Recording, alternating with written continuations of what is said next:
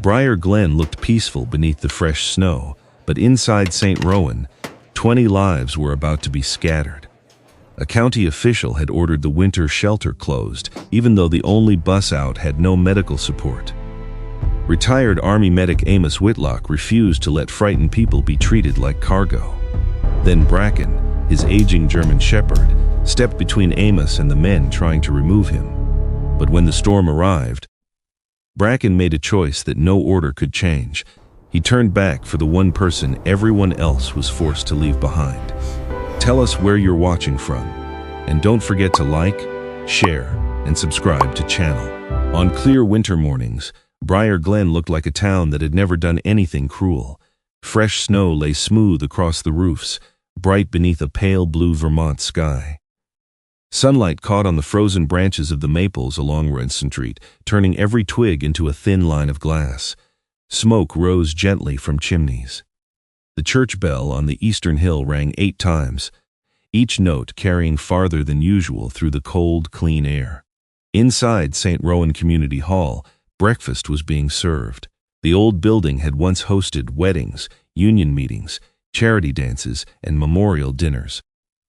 Now folding cots lined the smaller rooms, extension cords ran carefully along the walls, and handwritten signs marked the medication station, laundry schedule, and overnight check-in desk. 20 adults had slept there the previous night. Some were retired workers whose furnaces had failed. Some were veterans living between temporary addresses. Others had jobs but no safe place to stay during the coldest stretch of winter. At St. Rowan, nobody was asked to explain the entire history of how life had gone wrong before receiving a blanket or a hot meal. Amos Thorne Whitlock stood behind a long serving table, placing scrambled eggs beside thick slices of toast. At 64, Amos remained taller than most men in the room, nearly 6'1", with broad shoulders and the dense, controlled strength of someone who had spent a lifetime carrying weight without complaining about it. His olive drab bat shirt fit close through the torso.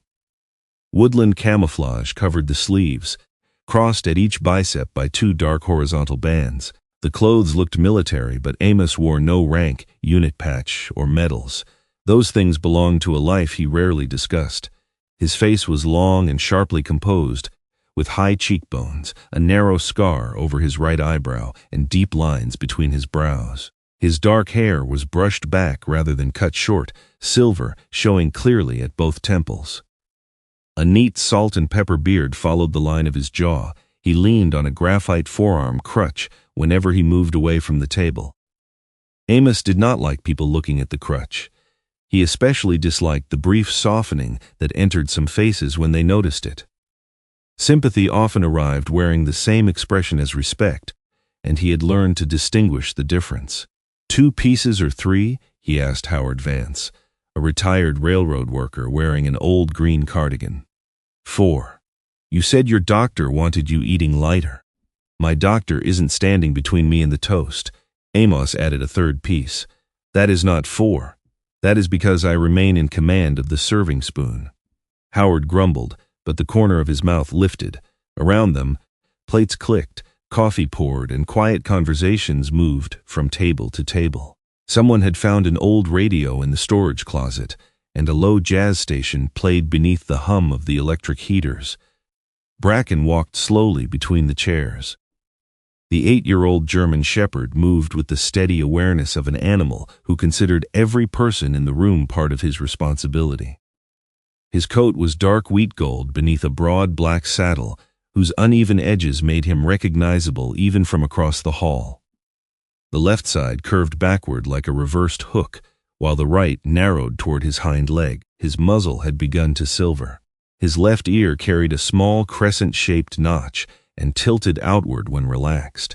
On cold mornings, the first few steps of his right hind leg were slightly stiff, but once moving, Bracken traveled with quiet grace. He did not beg for food. He did not chase dropped crumbs. He checked people. A man sitting alone near the radiator kept rubbing his hands together long after they should have warmed. Bracken stopped beside him until the man opened his fists and took a slower breath. A former machinist stared too long at the entrance each time a truck passed outside. Bracken rested his shoulder against the man's knee without looking up. Then he went to Vera Langley. Vera sat at the end of the nearest table, wearing a pale teal cardigan and a blue and white knitted shawl. Her white hair curved neatly beneath her ears, and her fine gold-framed glasses rested low on her nose as she spread marmalade across a piece of toast. Bracken placed his head against her right knee. "I'm eating, sweetheart," Vera told him. "You cannot charm me into sharing." Bracken did not move. Amos glanced toward them while pouring coffee. Vera's shoulders rose a little too high with each breath. Her left hand remained against the edge of the table, fingers pressed flat as though the wood were keeping her steady. "You all right?" Amos asked. Vera looked up and offered the smile she used whenever the truth seemed inconvenient. "I am 70, Amos. At this age, every breath comes with paperwork." That was not an answer. "I'm tired." "Any pressure in your chest?" "No." "Dizziness?" "No." "Shortness of breath?" "You are making breakfast sound like an interrogation." Bracken lifted his head and looked at Amos. The dog's right eye held a small dark spot near the pupil, giving his stare an unusual intensity. Amos had learned not to dismiss that look. He set down the coffee pot. "I'll ask Dr. Fletcher to check you when she gets here." Vera waved one thin hand. "Nadine will tell me to rest." "You will tell me to rest. Then everyone will spend the morning watching me rest." "That is because you treat medical advice like an opening offer." Before Vera could answer, the main doors opened. Cold air swept through the hall. The room did not become silent immediately. The change came in pieces, the radio still playing, one spoon striking a cup, someone finishing a sentence more quietly than it had begun. Conrad Ellis Vale entered first. He wore a dark blue county parka over a gray suit, the coat open enough to reveal a white shirt and steel blue tie. His ash-blonde hair was carefully parted despite the wind outside, and a silver tie clip, shaped like an upward arrow, sat precisely at the center of his chest. Conrad carried a tablet beneath one arm. Behind him came Deputy Lyle Corbett, a thick-bodied man in a brown sheriff's jacket with a fur-lined collar. His pale green eyes moved around the hall without settling anywhere for long. 2 county emergency management employees followed, both carrying clipboards and wearing bright identification badges. Amos remained behind the serving table. "Morning," he said. Conrad brushed melting snow from one sleeve. "Mr. Whitlock." The title was polite, the tone was not. "What brings county management out before the roads have finished icing over?" "I need everyone's attention." Conrad did not ask permission. He stepped into the center of the hall and looked over the seated residents as though taking inventory. St. Rowan's temporary winter occupancy authorization has been revoked, effective immediately. The radio continued playing for several seconds before Howard reached over and switched it off. Conrad went on. "This facility is no longer approved for overnight shelter operations. All temporary residents must collect their belongings and prepare for transportation. The hall will be cleared by noon." Nobody moved. Amos felt the familiar internal stillness that had once come before triage decisions. Not calm, exactly. Something narrower, a place in the mind where emotion stepped aside until the danger had a shape. "Revoked for what reason?" he asked. "Safety noncompliance." "What noncompliance?" "Multiple issues." "Name them." Conrad's jaw tightened almost imperceptibly. "Mr. Whitlock, this is a notice, not a negotiation." "It becomes a negotiation when you order 20 adults into the snow without telling them where they are going." A woman near the wall pulled her coat closer around herself. Howard stopped eating. Conrad tapped the edge of his tablet. "A contracted bus will arrive at 11:30. Residents will be transferred to approved private lodging facilities. Where? Outside the county. How far? The placement locations vary." "How far, Conrad?"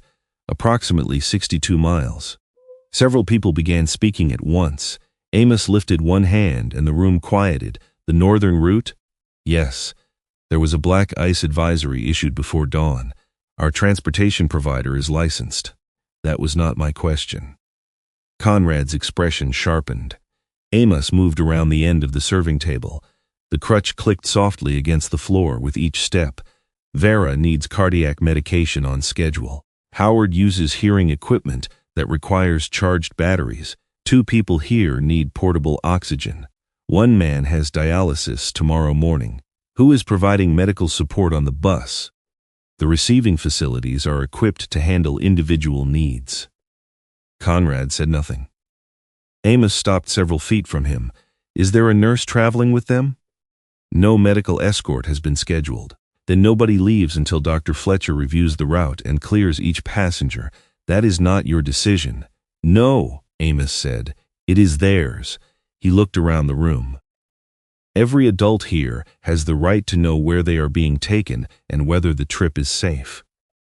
For the first time, Conrad looked directly at the people seated around him rather than through them. They are not being asked to manage emergency logistics, he said. That responsibility belongs to qualified county personnel. Then act qualified. Corbett shifted near the doors. The 2 county employees stopped writing. Conrad's polite expression thinned.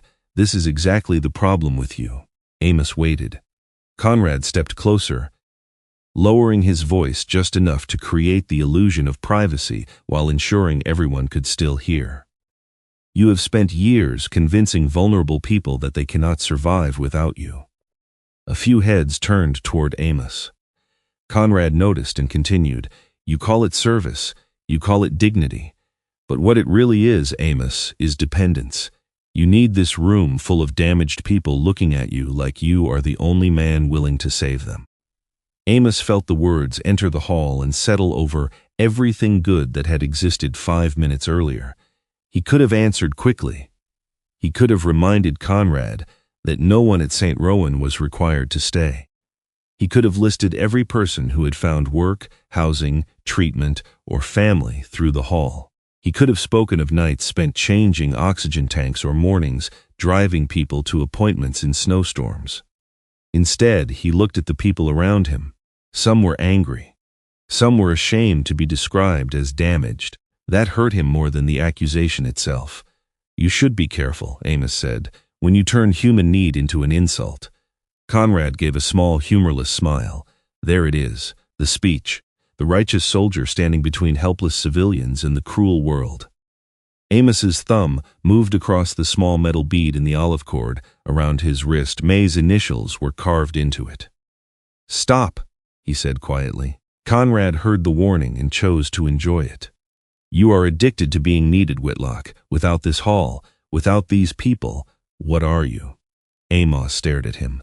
For one brief second, the question reached deeper than Conrad could have known. Without the hall, there was the silent house. There was May's side of the bed left untouched for 3 years. There was a combat shirt hanging in a dark room and a body that no longer obeyed every command. Then, Vera coughed behind him. The moment passed. I asked for a safe plan, Amos said. You answered with an attack on my character. That tells me everything I need to know about the plan. Conrad turned toward Corbett. Remove him from the hall. Corbett hesitated. Sir, he is obstructing an authorized evacuation. Amos looked at the deputy. Lyle, do not do something foolish because another man is afraid of questions. Corbett's face reddened. Mr. Whitlock, step outside. No.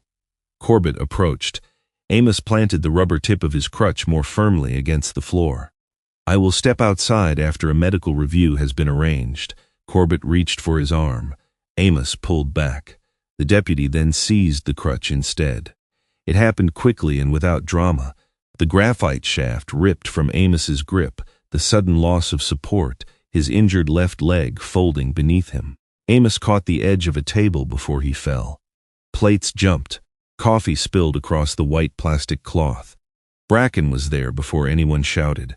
The German shepherd moved between Amos and Corbett, body rigid, head low, every line of him controlled and unmistakable. He did not bark. He did not bare his teeth. He simply made it clear that Corbett would not touch Amos again without passing through him. Corbett froze with the crutch still in his hand. Conrad raised his tablet.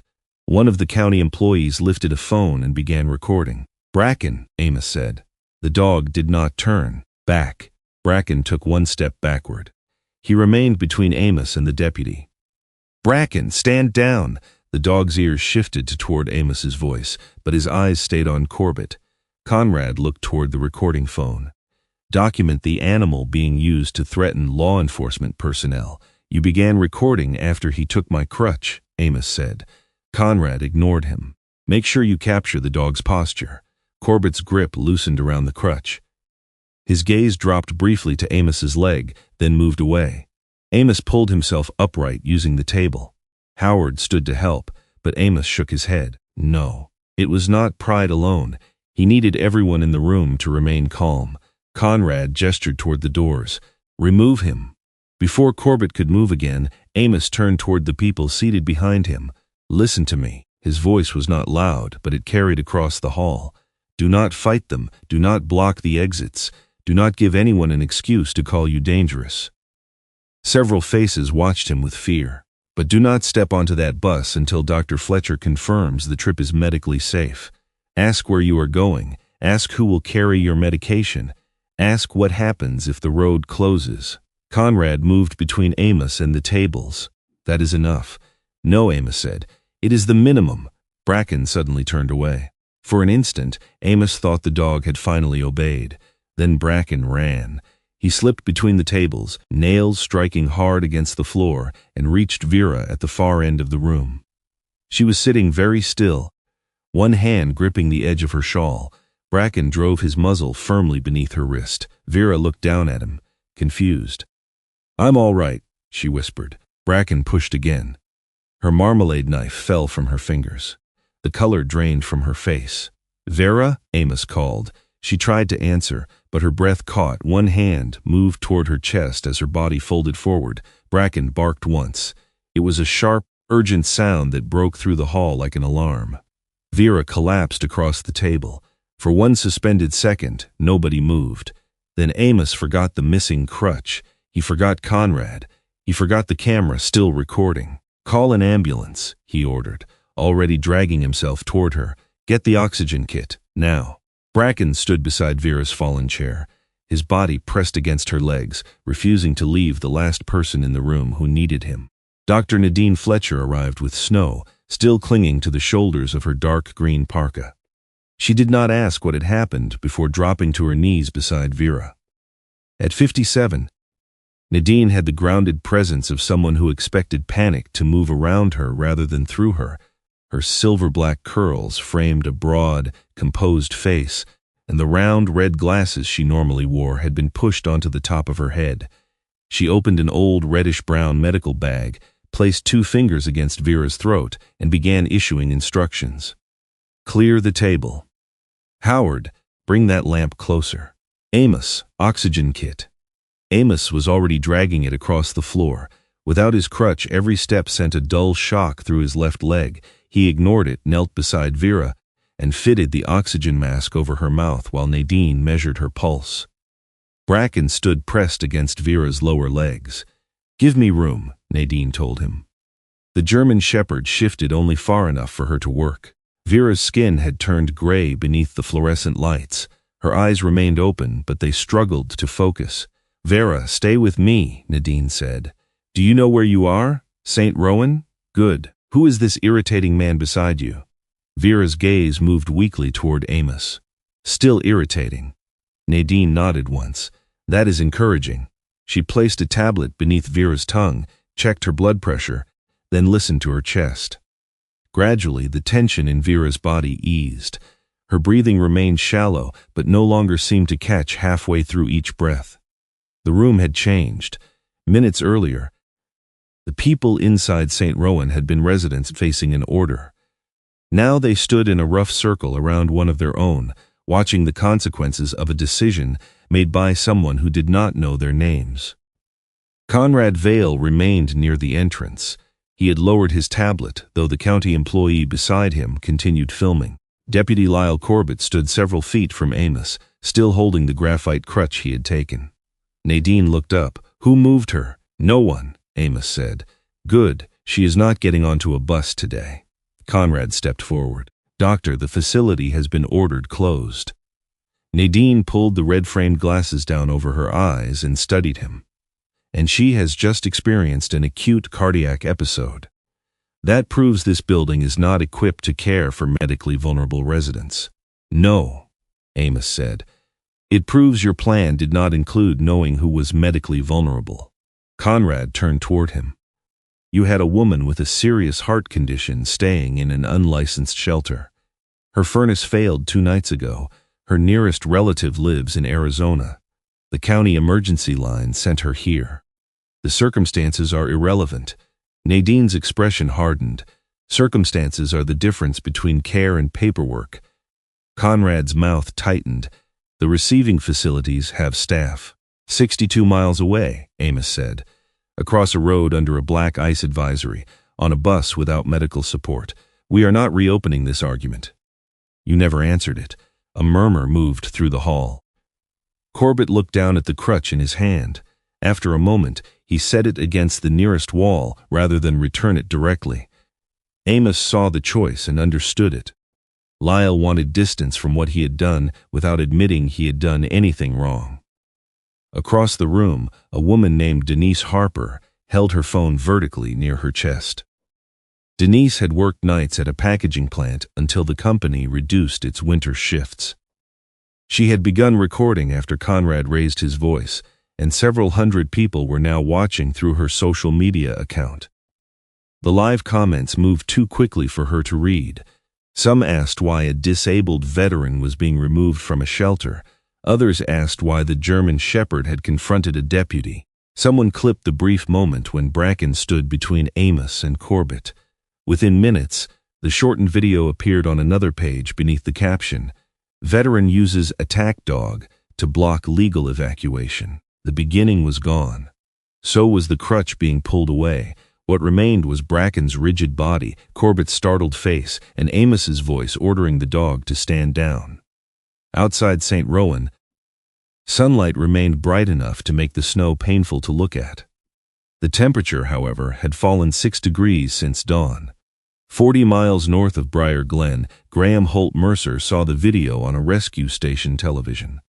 He had just returned from checking avalanche markers above Black Pine Ridge.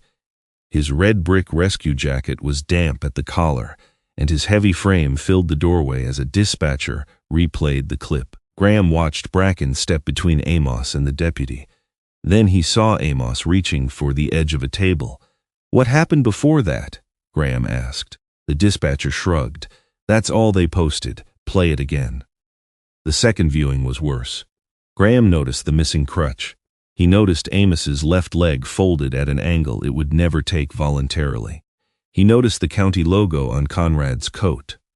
The old anger rose quickly, familiar in its heat and dangerous in its simplicity. Years ago, anger had been the only emotion Graham trusted. It had given him permission to drink, to fight, and finally to sit inside a rusted pickup truck with a bottle on the passenger seat and a silt beneath his coat. 7 winters earlier, Amos had found him parked behind an abandoned lumber yard. Graham had expected threats. He had expected police. Instead, Amos parked 20 feet away, opened the rear door of his vehicle, and let a young German Shepherd climb down. Bracken had been barely more than a year old then, all oversized paws and alert ears. Amos sat on the hood of his truck throughout the night. He did not tell Graham life was worth living. He did not speak about duty, family, faith, or second chances. Every hour, he placed a paper cup of coffee on the snow between the vehicles and returned to his seat. Bracken lay beside the cup. Near dawn, Graham opened his door. The young shepherd did not rush him. Bracken only lifted his head as if Graham had been expected all along. Amos had looked at the pistol in Graham's hand and said, "You can give me that, or you can set it in the snow, but you are going to need both hands for the coffee." That had been the beginning. Not rescue, not forgiveness. Just coffee, cold air, and a man willing to remain outside until Graham decided not to die. Now Graham pulled his radio from his shoulder. "Davis, take the afternoon ridge rotation. You're scheduled through 6, not anymore. You cannot just leave." Graham was already reaching for his keys. "Watch me." At nearly the same moment, Lionel Brooks Avery's phone vibrated on a polished courtroom table in Burlington. Lionel was waiting for a housing case to resume after recess. He wore a navy suit beneath a camel-colored wool coat. and his tortoise-shell glasses rested beside a black fountain pen. He usually silenced his phone before entering court. The name on the screen made him look anyway. St. Rowan, urgent. The message contained the video and 3 words from a former resident. They took his crutch. Lionel watched once. Unlike Graham, he did not feel anger first. He felt sequence. Where did the recording begin? Who authorized the evacuation? Why were county emergency personnel present without medical staff? Why was a deputy physically removing the operator of the shelter before residents had been assessed? His mind arranged the questions, while a deeper part of him remembered a folding cot beneath St. Rowan's west window. 9 years earlier, Lionel had slept there wearing the same shirt for 11 days. He had once been a promising attorney. Then insomnia became rage, rage became missed hearings, and missed hearings became professional discipline. By the time his license was suspended, he had stopped answering calls from his mother and convinced himself isolation was a form of control. Amos gave him a cot, nothing else, no money, no introductions, no speech about potential. On Lionel's 3rd morning, Amos placed a stack of reinstatement forms beside his breakfast. "I'm not ready," Lionel had said. "Then fill them out badly." "I said I'm not ready. And I said the pen works whether you feel ready or not." Lionel had hated him for almost a month. Then Amos drove him to the disciplinary review, waited outside for 4 hours, and never asked what the panel had said. Lionel picked up his fountain pen now and placed it in his coat pocket. He informed the court clerk that an emergency involving a client required his departure, requested permission to have another attorney cover the resumed hearing, and left before anyone could ask for details. Back at St. Rowan, Conrad's patience had hardened into policy. He ordered one county employee to seal the medication room and another to place a closure notice across the kitchen doors. This equipment and all consumable supplies are now under county control pending inventory, he announced. Howard stared at the yellow tape stretched across the kitchen. "You are locking up our lunch? Food preparation is suspended. People still need to eat. The contracted facilities will provide meals upon arrival." A younger man near the back pushed away from his table. "You cannot lock up our medication." Corbett stepped into his path. "Sit down." The man did not. Several others rose with him. Amos felt the room tilt toward something Conrad could use. He struck the rubber tip of his recovered crutch against the floor once. The sharp sound cut through the voices. "Everybody sit." No one moved immediately. Amos looked at each person, not as a crowd but one at a time. Do not make his version of this easier to believe. The younger man's chest rose and fell. "He is taking our medicine. Nadine has the emergency doses she needs. Lionel is on his way." Conrad's eyes narrowed at the name. Amos continued. "We do not shove, we do not threaten, we do not touch anyone wearing a badge. We remember exactly what is said, exactly what is taken, and exactly who takes it." One by one, the residents sat down. Corbett's shoulders eased, though shame briefly crossed his face. Bracken paced between Vera and Amos. Nadine had moved Vera onto a cot near the heaters. Every few minutes, Bracken checked her breathing, then returned to Amos, nose brushing the bruised wrist where Corbett had grabbed him. A bowl of food sat untouched near the wall. Amos noticed but did not call the dog to it. Bracken was working. Less than 90 minutes later, the doors opened again. Lionel Avery entered with snow powdered across the shoulders of his camel coat. He carried a leather messenger bag darkened by wet patches, and his breathing was slightly elevated from crossing the icy parking lot, but nothing else about him appeared hurried. He took in the closure tape, Vera on the cot, Corbett near the door, and Amos's bruised hand. Then he removed his glasses. He folded the arms slowly. "Mr. Vale," he said, "I would like the written revocation order, the underlying inspection report, the emergency relocation plan, and the executed agreement with your transportation contractor." Conrad stared at him. "And you are?" "Lionel Avery, counsel for Amos Whitlock and, if they consent, any resident affected by this order." Conrad gave a soft laugh. "Of course. Another one of Amos's charity cases." The hall became still. Lionel placed his glasses back on. "Yes," he said, He gave me a place to sleep when I had nowhere else to go. Conrad's smile widened. Then your objectivity is questionable. My gratitude is personal. My law license is not. Lionel opened his messenger bag and removed a legal pad. Now, the documents. Conrad claimed the materials were confidential, then privileged, then not physically available. Each answer came faster than the last. Lionel wrote down everyone. A vehicle stopped hard outside. The doors opened, and Graham Mercer entered carrying the cold with him. His rescue jacket was partly unzipped. His red-brown hair had been flattened by a wool cap, and his broad face seemed carved around a single purpose. He saw Amos. He saw the darkening marks across Amos's wrist. Then he saw the crutch leaning against the table. Who touched him? Corbett straightened. Graham took one step forward. Amos's voice stopped him. I did not bring you back into your life so you could destroy it for me. The words struck harder than a command. Graham stood motionless. His right hand had already curled into a fist.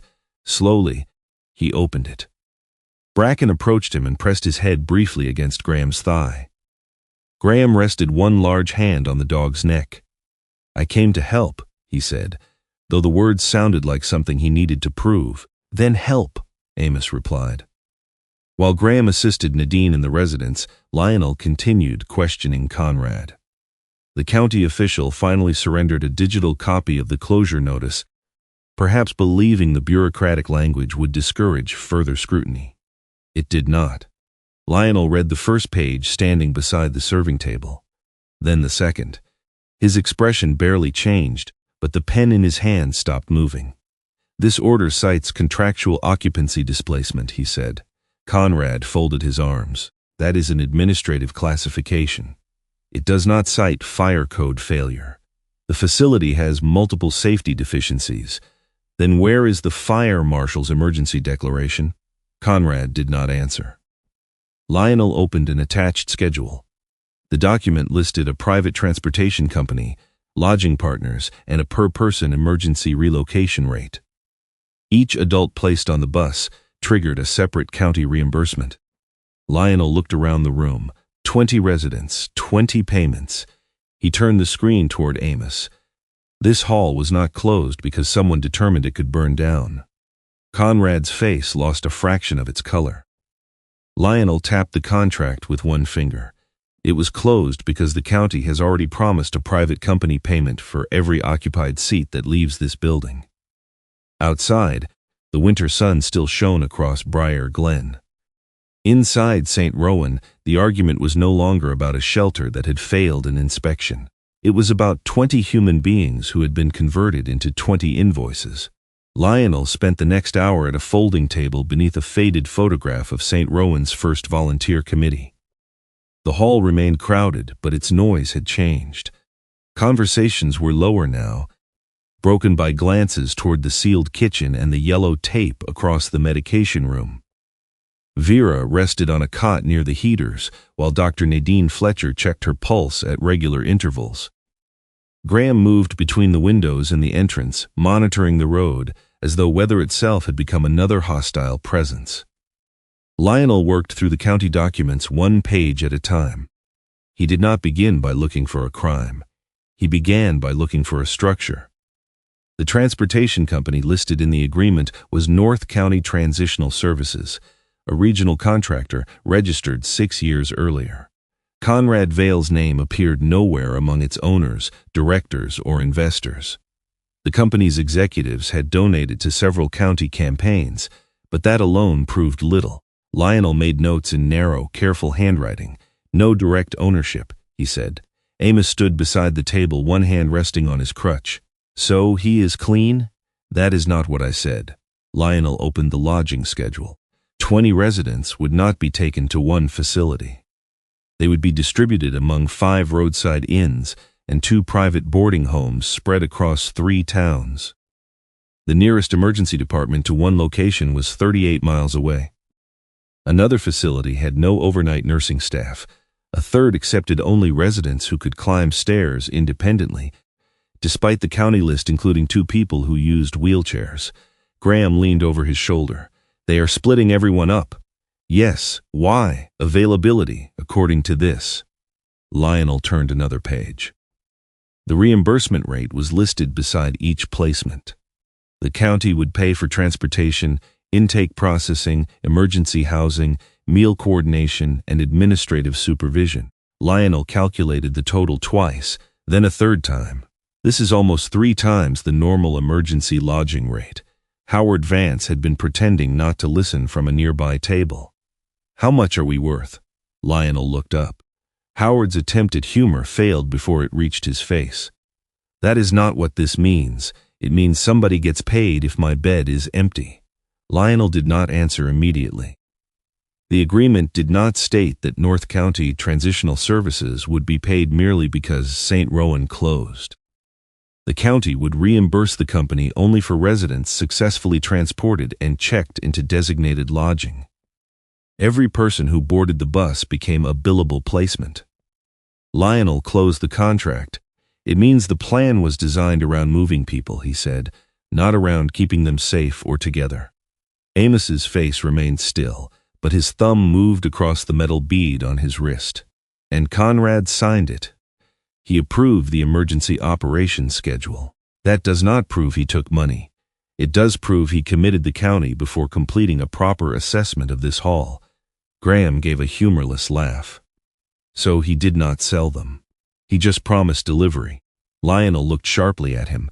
Do not say that outside this room unless you want to help Conrad accuse us of making reckless claims.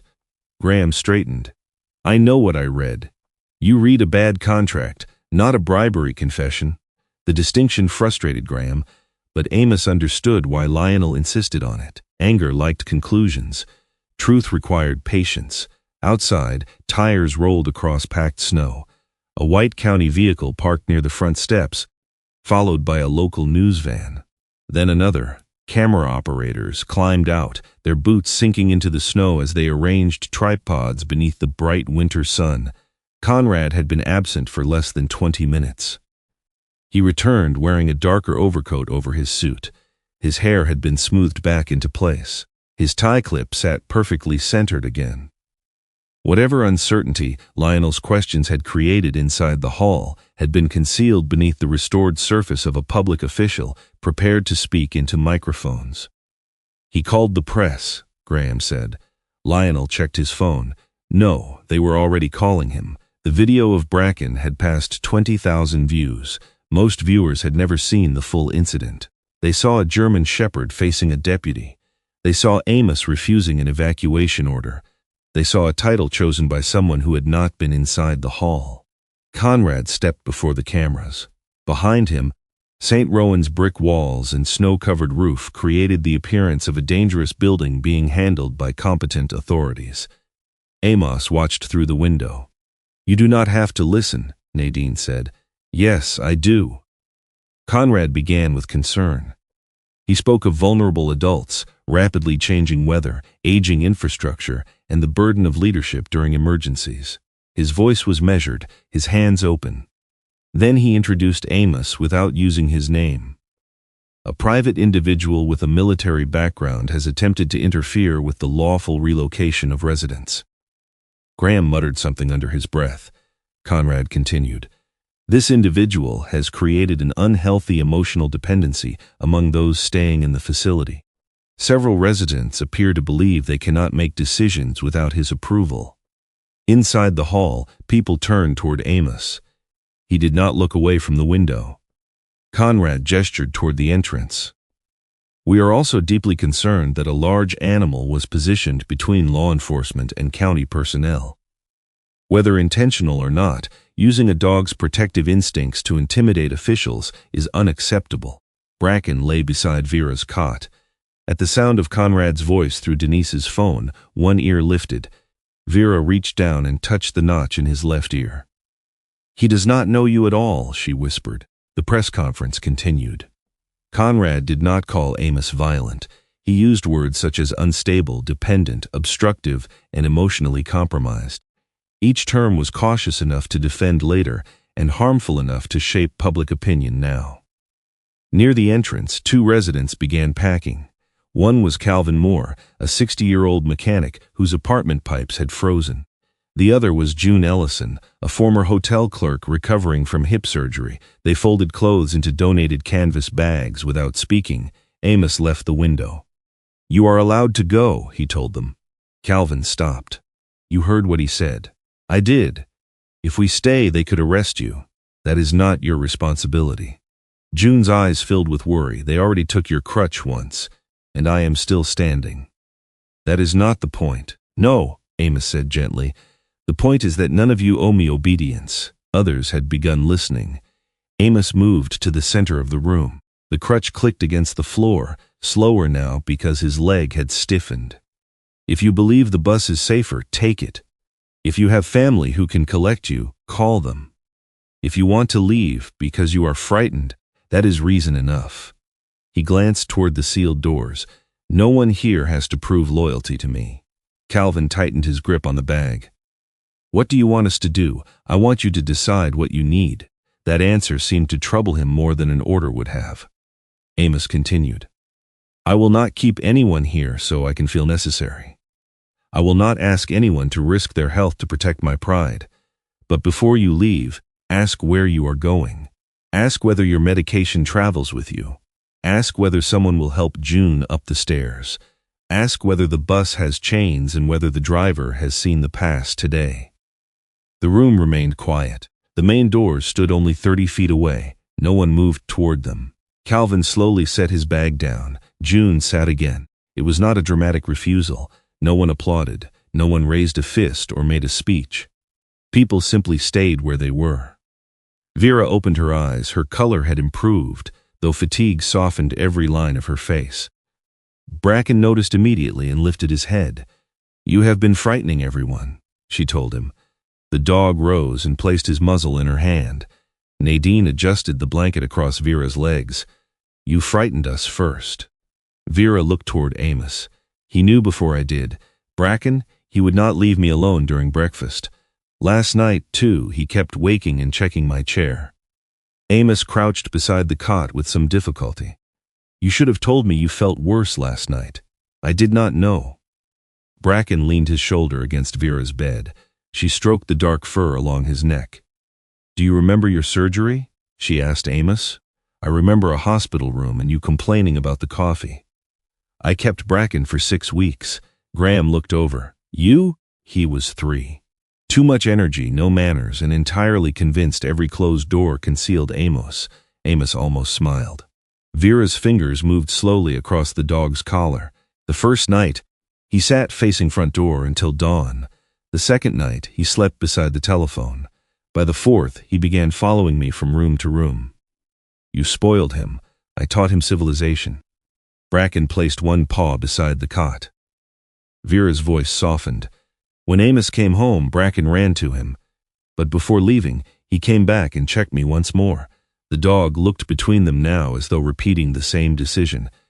"He does not belong to one person," Vera said. "He belongs to whoever might be left alone." Amos lowered his eyes. For years, he had believed Bracken's loyalty was something he had inherited from training and routine. Vera understood it differently. Loyalty was not possession, it was attention. Near noon, Graham returned from outside carrying a road map and a portable radio.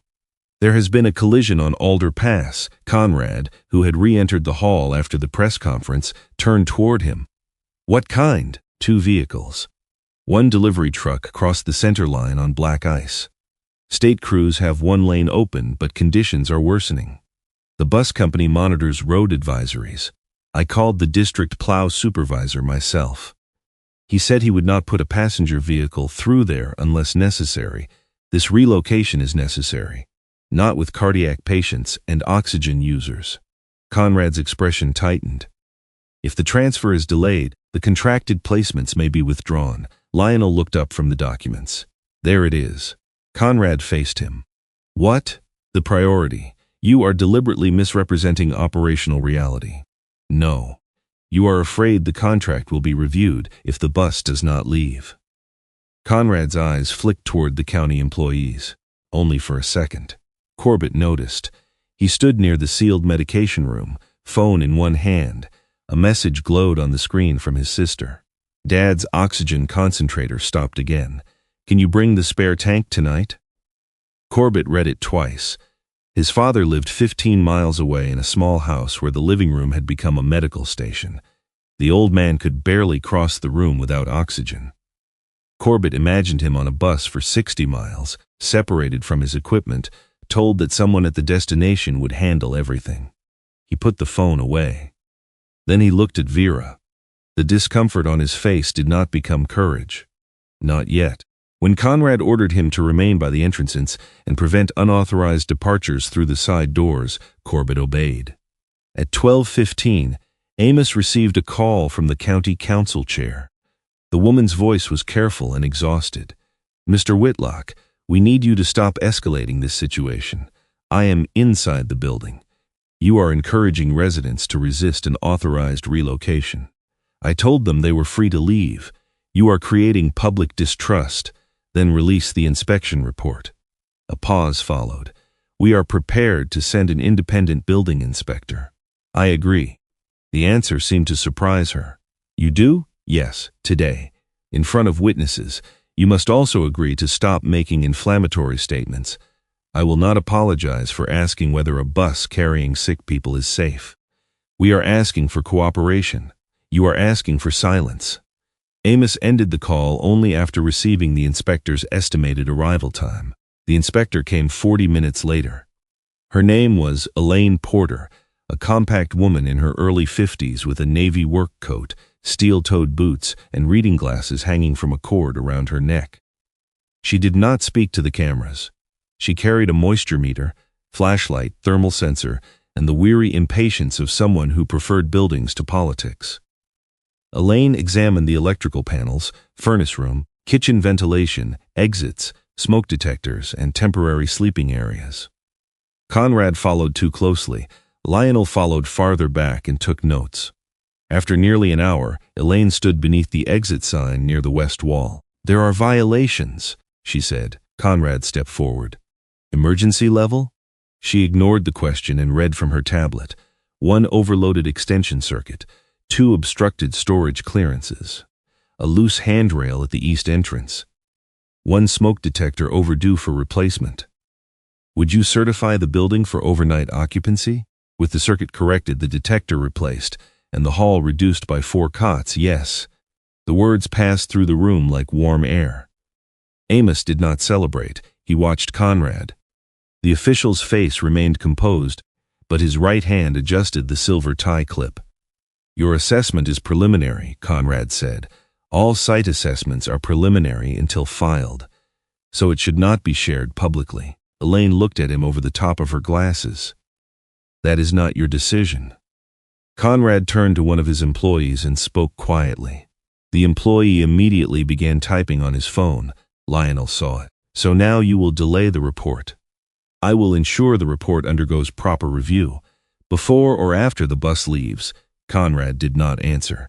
A warning tone sounded from Graham's radio. Then every phone in the hall began vibrating. The emergency alert filled the screens in red. Weather update. Lake effect snow band intensifying. Rapid whiteout conditions expected. Travel may become impossible within 3 hours. Graham moved to the window. The sky above the western ridge had changed. The blue remained over Briar Glen, but beyond it, a wall of gray-white cloud advanced across the mountains. Nadine looked toward Vera, then at the oxygen cylinders. Lionel checked the time. Corbett looked at the sealed kitchen, the residence, and the message from his sister still waiting on his phone. Conrad read the warning once. The contract deadline was 1 o'clock. If the bus did not depart soon, the roads might close. If the roads closed, the placements could be canceled. If the placements were canceled, the agreement would be questioned. And if the agreement was questioned, every decision he had made that morning would be examined. He turned toward the county employee. "Contact the driver." Graham faced him. "What are you doing?" Conrad buttoned his overcoat. "The bus leaves as soon as it arrives. There is a whiteout moving toward the pass, which is why we cannot delay." For the first time that day, fear appeared plainly in Conrad Vale's eyes. Not fear for the people inside St. Rowan, fear that the storm would arrive before he could complete what he had already promised. Outside, the bright winter morning began disappearing behind the advancing wall of snow. The bus arrived beneath a sky so bright that the approaching storm seemed impossible. It came around the corner of Rowan Street with its headlights on, a long white coach marked with the blue and silver logo of North County Transitional Services. Sunlight flashed across its windshield and polished sides. Behind it, the western horizon had begun to lose color, but above Briar Glen the snow still shone with a hard, almost cheerful brilliance. The driver pulled to the curb in front of St. Rowan and left the engine running. Conrad Vale checked his watch. 12:58, he said. We begin loading immediately. Lionel Avery stepped outside before anyone else. The cold struck through his coat, but he ignored it. He walked the length of the bus, photographed the company markings, the license plate, and the tires, then climbed the first step. The driver was a narrow-shouldered man in his late 50s wearing a black knit cap and a company jacket. His name tag read Martin Pell. He looked tired rather than hostile, and the uneasiness in his eyes deepened when Lionel introduced himself as counsel for the residents. "Who is the medical escort?" Lionel asked. Martin glanced toward Conrad. "I was told staff would be waiting at the receiving sites. Who is traveling with the passengers?" "Just me. Do you carry oxygen restraints?" "I have luggage straps." "For medical cylinders." Martin hesitated. The dispatcher said equipment would fit below. Lionel climbed down and opened the luggage compartment himself. It was already half full. Folded wheelchairs, boxes of bottled water, blankets, 2 crates of emergency supplies, and several pieces of maintenance equipment had been loaded before the bus arrived. The remaining space could not safely hold the oxygen, cylinders, mobility aids, medication coolers, and personal belongings of 20 adults. Graham crouched beside him. "There is no way we secure everything in there, not without stacking medical equipment. And if someone needs an oxygen bottle during the trip, they would have to stop and unload half the compartment." Conrad approached, his overcoat buttoned tightly against the cold. "The company has confirmed the vehicle meets all transportation requirements." Lionel stood. "For healthy passengers with ordinary luggage, perhaps. These individuals are being relocated, not medically transported. That distinction does not remove your duty of care."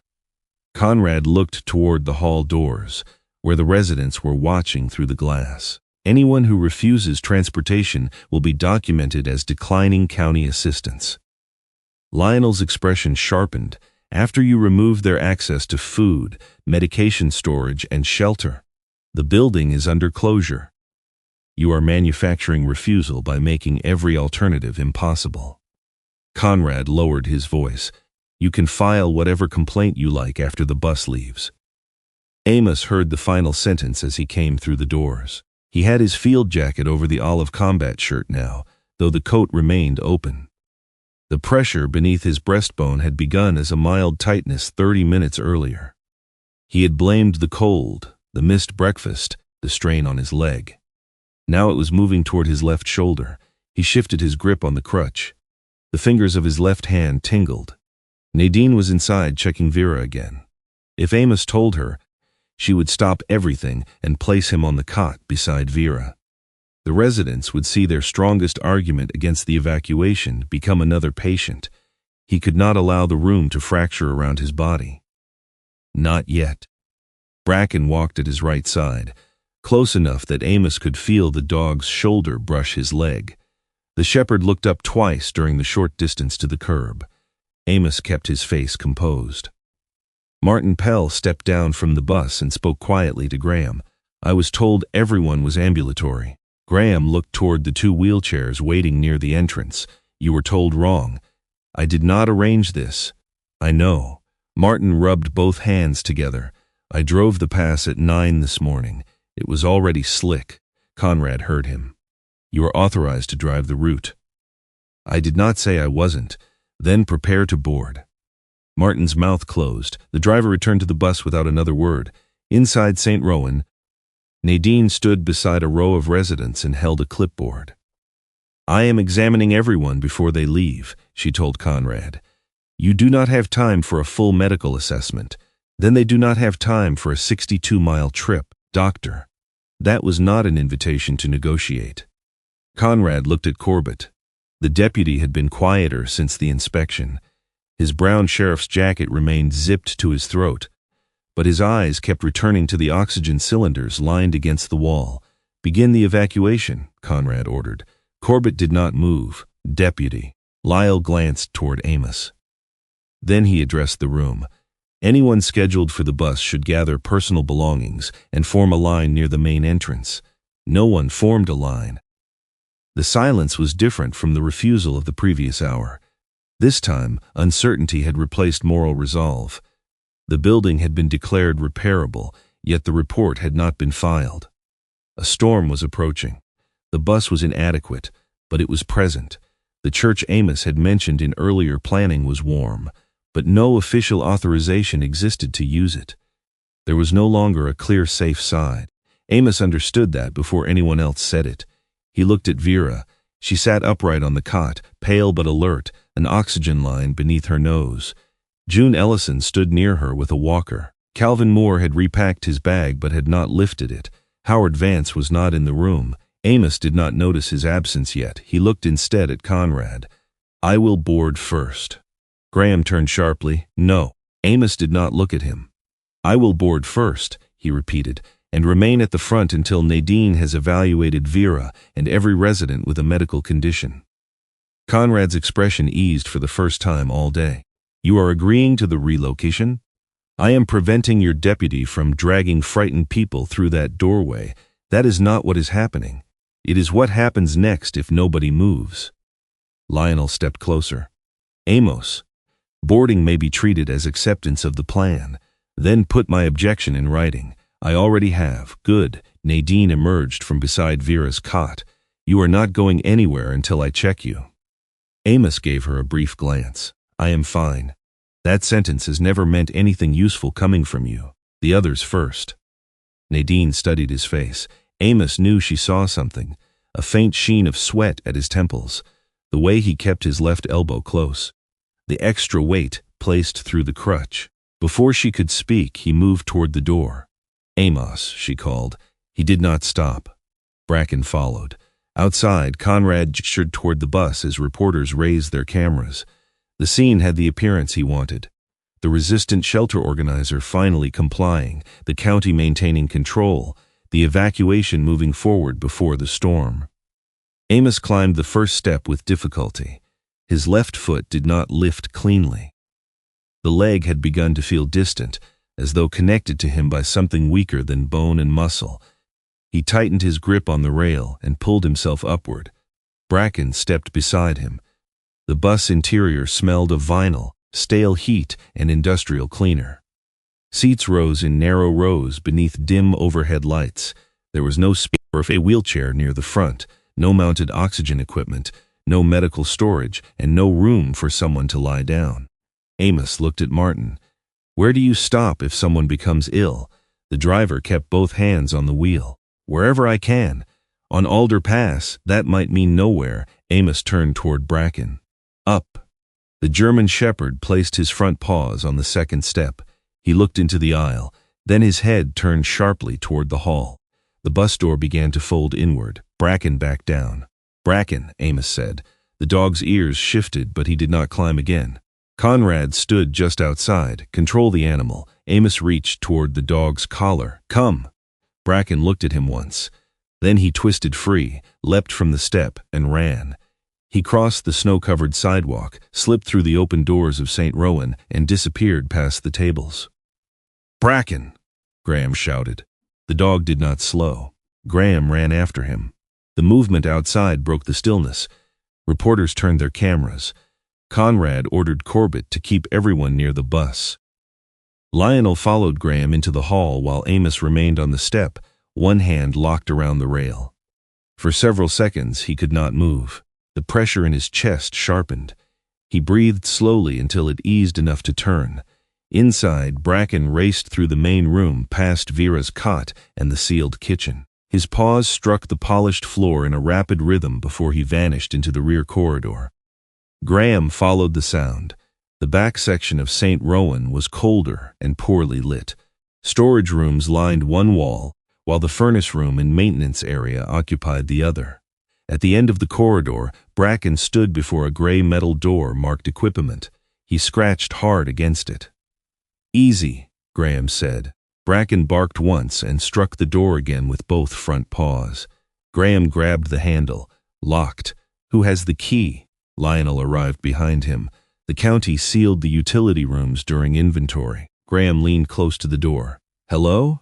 Something struck faintly from inside. Then a voice answered, muffled and weak. "Is somebody there?" Graham stepped back. "Howard?" Another knock came from the other side. "I fell." Graham lowered his shoulder and drove it into the door. The first impact bent the frame. The second tore the latch free. The door opened inward onto darkness and the smell of dust, oil, and cold metal. Howard Vance lay between a shelf and a stack of folding chairs. His green cardigan had ridden up at one shoulder, and a small plastic container of hearing aid batteries lay scattered around him. "My batteries died," he said, embarrassed even while trapped on the floor. "I thought there were extras in here." "How long have you been here?" Graham asked. "I don't know. I couldn't hear anybody." Lionel's face changed. The county's count had included Howard as present. No one had checked whether he was actually in the main room. Graham crouched beside him. "Did you hit your head?" "No." "Hip?" "Bruised, not broken." Bracken pushed past Graham and pressed his nose to Howard's shoulder, then his face, checking him with quick, purposeful breaths. Conrad appeared at the end of the corridor. "What is happening?" "You locked him in," Graham said. "He entered a restricted room. He was missed during your evacuation count." Conrad looked toward the reporters gathering behind Corbett. "Get him on the bus." Lionel turned slowly. "He has just been found on the floor after an unwitnessed fall. He can be assessed at the destination." Nadine came down the corridor carrying her medical bag. "He will be assessed now." Conrad stepped aside only because the cameras had reached the doorway. Nadine examined Howard while Graham gathered the spilled batteries. Bracken remained near the rear wall. Instead of returning to Amos, the dog began sniffing along the baseboard. His breathing changed. He moved past the equipment shelves, nose low, following the wall toward the furnace room. "Bracken," Graham said. The dog ignored him. He stopped at a narrow utility panel and scratched once. Graham smelled it then, not strong, a faint, oily sweetness beneath the dust and cold air. "Everybody out of this corridor." Conrad frowned. "What now?" "Fuel." Graham opened the utility panel. A copper line ran through the wall toward the oil-fired heating system. Frost had formed around one section where the pipe passed close to an exterior vent. Beneath it, a dark stain spread slowly across the insulation. Nadine looked up from Howard. "Is it leaking?" "Yes." "Liquid only?" Graham leaned closer without touching the pipe. "And fumes." Lionel stepped back. "How dangerous?" "In an enclosed section?" "Enough to make people sick. If the leak worsens near an ignition source, worse than that." The contradiction settled over them with brutal clarity. Elaine Porter had been correct that St. Rowan did not require emergency closure when she inspected it. Something had changed. The deepening cold had stressed the line after her assessment, or the fracture had been too small to detect until now. Either way, the rear section was no longer safe. Conrad seized the conclusion immediately. "You see, the closure was necessary." Graham faced him. "No. The building becoming dangerous now does not make your bus safe." Nadine ordered everyone away from the rear rooms and opened the nearest exterior vent. Grim shut down the furnace fuel supply while Lionel called the fire department and documented the leak. Amos reached the corridor last. He had come down from the bus slowly. One hand pressed briefly beneath his jacket whenever no one was looking. Bracken left the wall and went to him. The dog pressed his nose against Amos's left hand. Amos lowered it. "I'm here." Bracken did not seem reassured. In the main hall, the residents were told to gather near the entrance and prepare to leave the building. For the first time, Amos did not argue that they could stay. He looked through the front windows at the bus, then toward the west, where the bright sky had nearly vanished. Nadine came beside him. "The rear rooms need to be cleared." Possibly the whole building until the fire department tests the air. I know. The bus cannot safely carry Vera and the equipment. I know that too. The pressure beneath Amos's breastbone pulsed again. He tightened his jaw. 3 blocks east, the old stone church of St. Matthew stood on higher ground. It had a working wood furnace, a wide parish hall, and wheelchair access through the side entrance. Amos had helped stock it during previous winter emergencies. He looked at Conrad. "Move everyone to St. Matthew." Conrad stared at him. "That location is not approved under the relocation plan. It is 3 blocks away. It is not a contracted receiving facility. It has heat, water, cots, and a kitchen. It has not been cleared for this operation. Nadine can move Vera there. Graham can organize the walk. The fire department can help with wheelchairs. The county will not assume liability for an unauthorized site." Amos stepped closer. The weakness in his leg forced him to lean heavily on the crutch, but his voice remained level. "Then your problem is not which place keeps them alive." Conrad's face hardened. "Be careful. Your problem is which place pays for your decision." A deep impact sounded from outside. Metal struck metal. The entire front of the hall seemed to flinch. Everyone turned toward the windows. A delivery truck had entered Rowan Street too fast. Its rear wheels slid sideways on the first layer of wind-driven snow, sending the vehicle across both lanes. It struck a parked utility trailer and stopped diagonally across the road, blocking the route to the northern highway. Martin Pell climbed out of the bus and stared. Beyond him, the storm arrived. The advancing wall of gray swallowed the western ridge, then the far end of town. Sunlight disappeared as if someone had pulled a curtain across the sky. Snow hit the windows in hard, horizontal streaks. Within a minute, the bus was half obscured. Graham checked his radio. "Alder Pass is closing. Rowan Street is blocked." Corbett looked toward Conrad.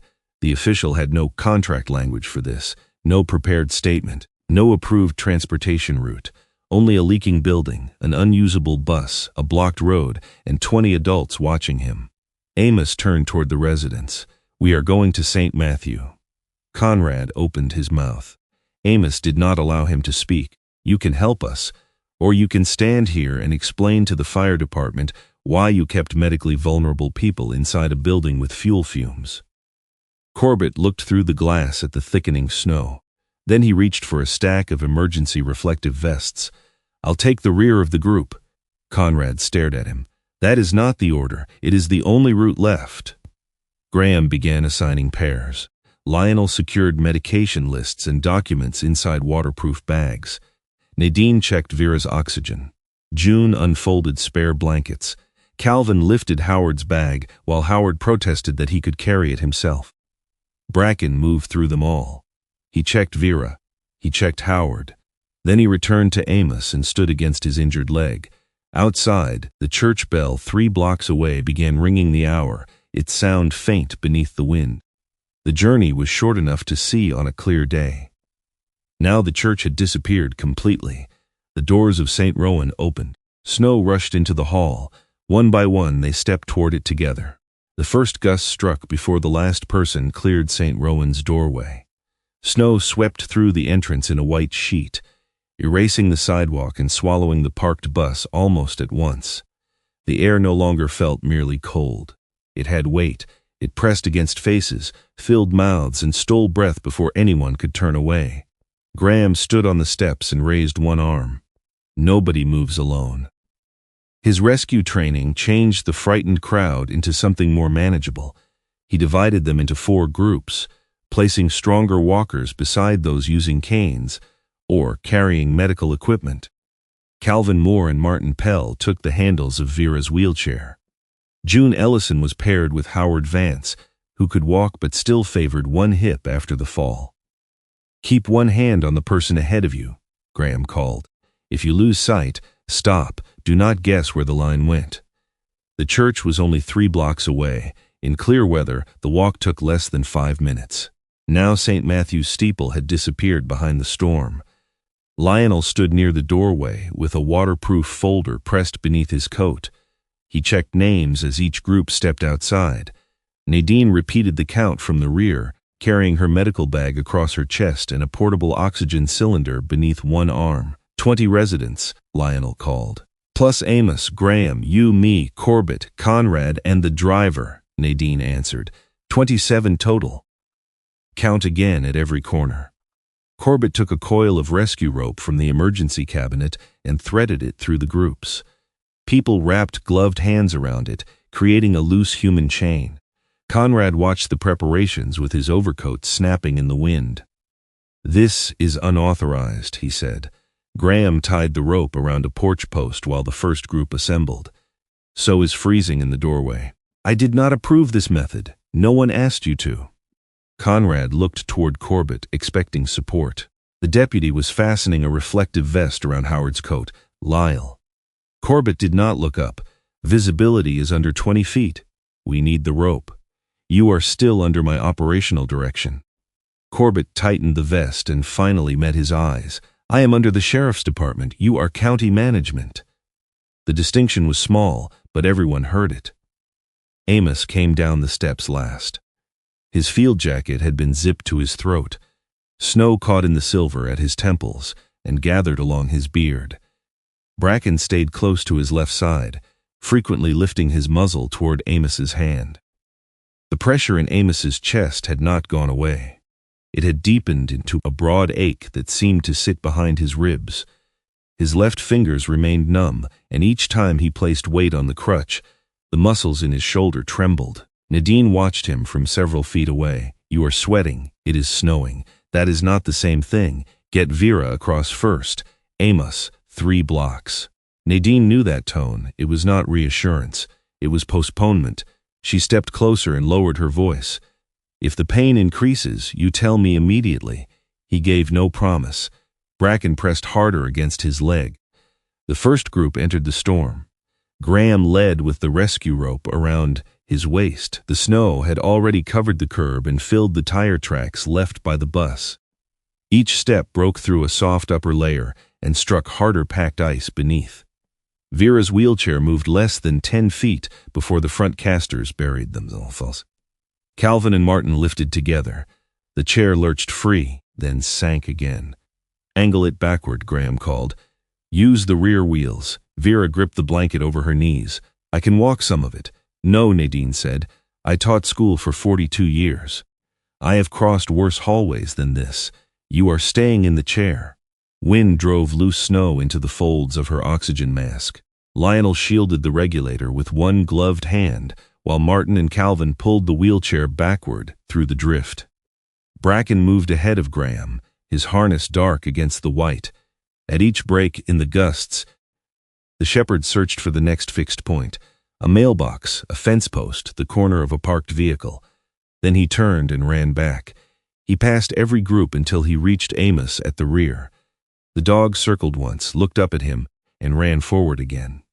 "He is checking the line," Corbett said. Amos leaned into the wind. "He always checks the last one." They reached the first corner after nearly 10 minutes. Lionel pressed his back against the wall of a hardware store and called the names. Nadine repeated them. One answer was missing. "Calvin Moore?" No response. Graham turned. Calvin had been near Vera's chair less than a minute earlier.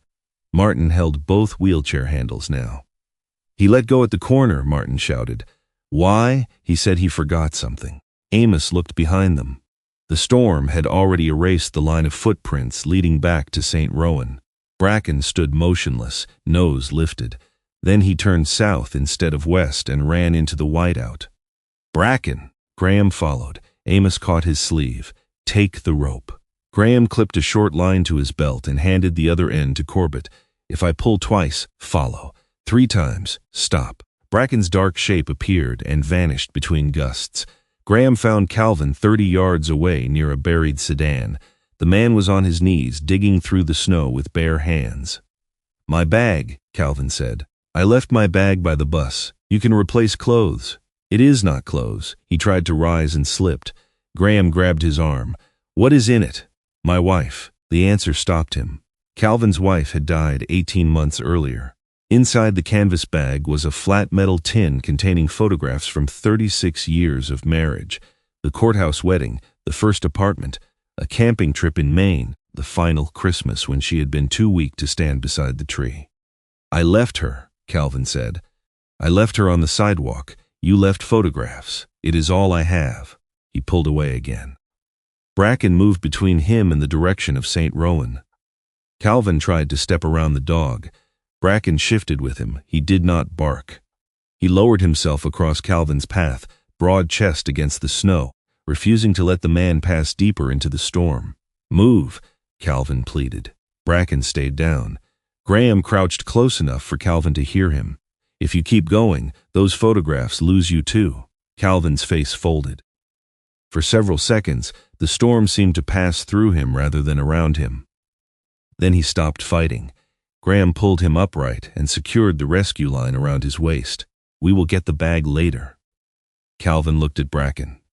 The shepherd rose slowly, favoring his right hind leg. Snow had clumped between his toes, and the old stiffness had worsened in the cold. You knew, didn't you? Calvin whispered.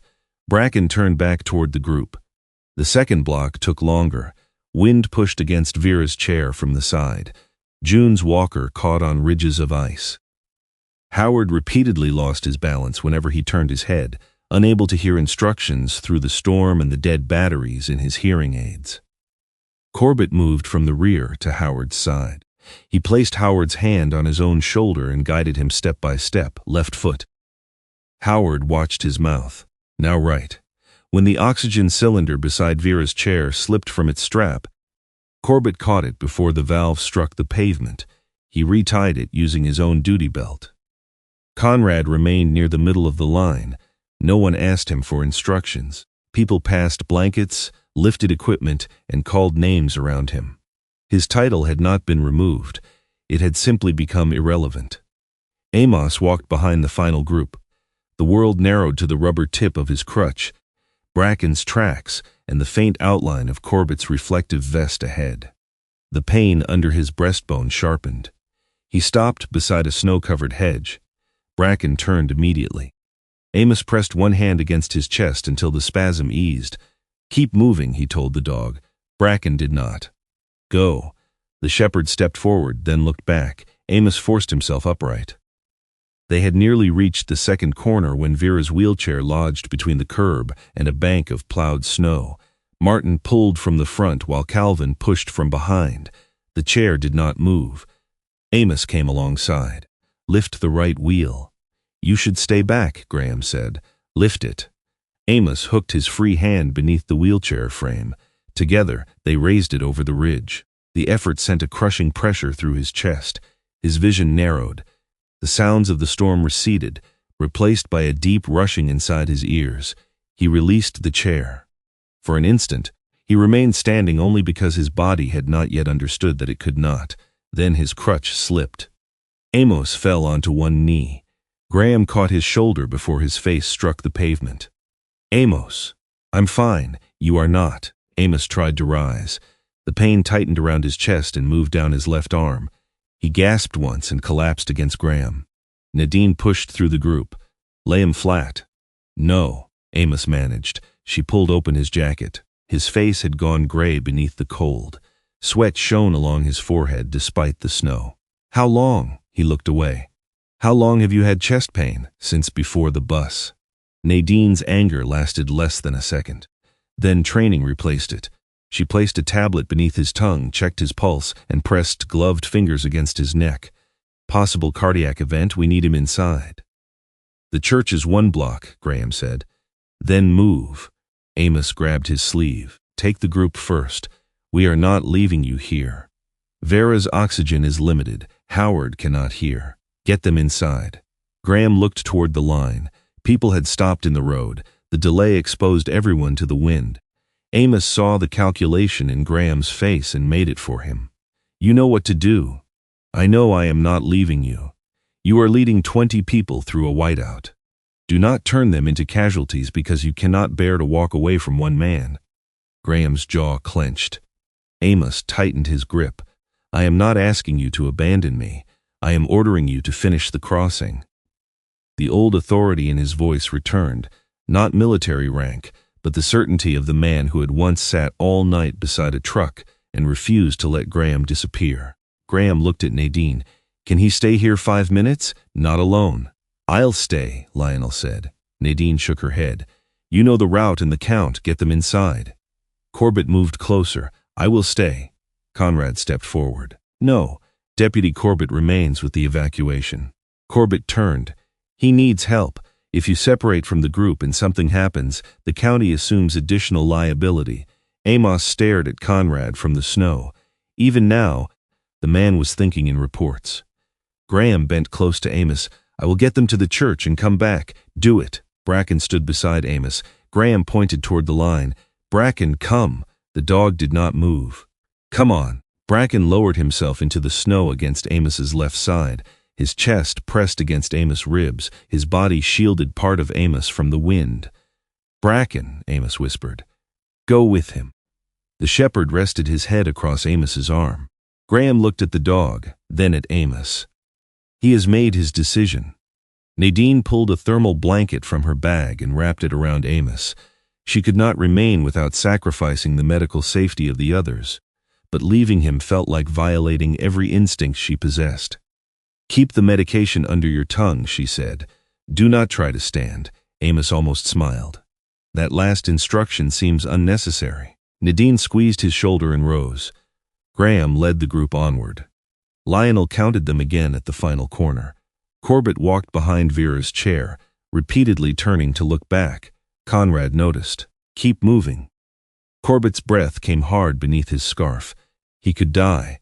We cannot endanger everyone for one person. The words sounded practical. They also sounded familiar.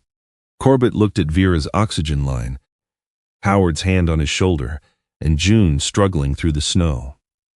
Then he looked toward the place where Amos had disappeared. You already endangered everyone. Conrad's face tightened. That is not the issue right now. It is the only issue. The stone wall of St. Matthew finally emerged through the whiteout. Graham reached the side entrance and forced it open. Inside, the air was dark and cold but dry. The power had failed. The old wood furnace in the parish hall still held a faint bed of coals. Get Vera inside, Graham ordered. Calvin, find firewood. Lionel, count everyone. Nadine, set up near the furnace. Corbett helped push the final wheelchair through the doorway. Then he turned back toward the storm.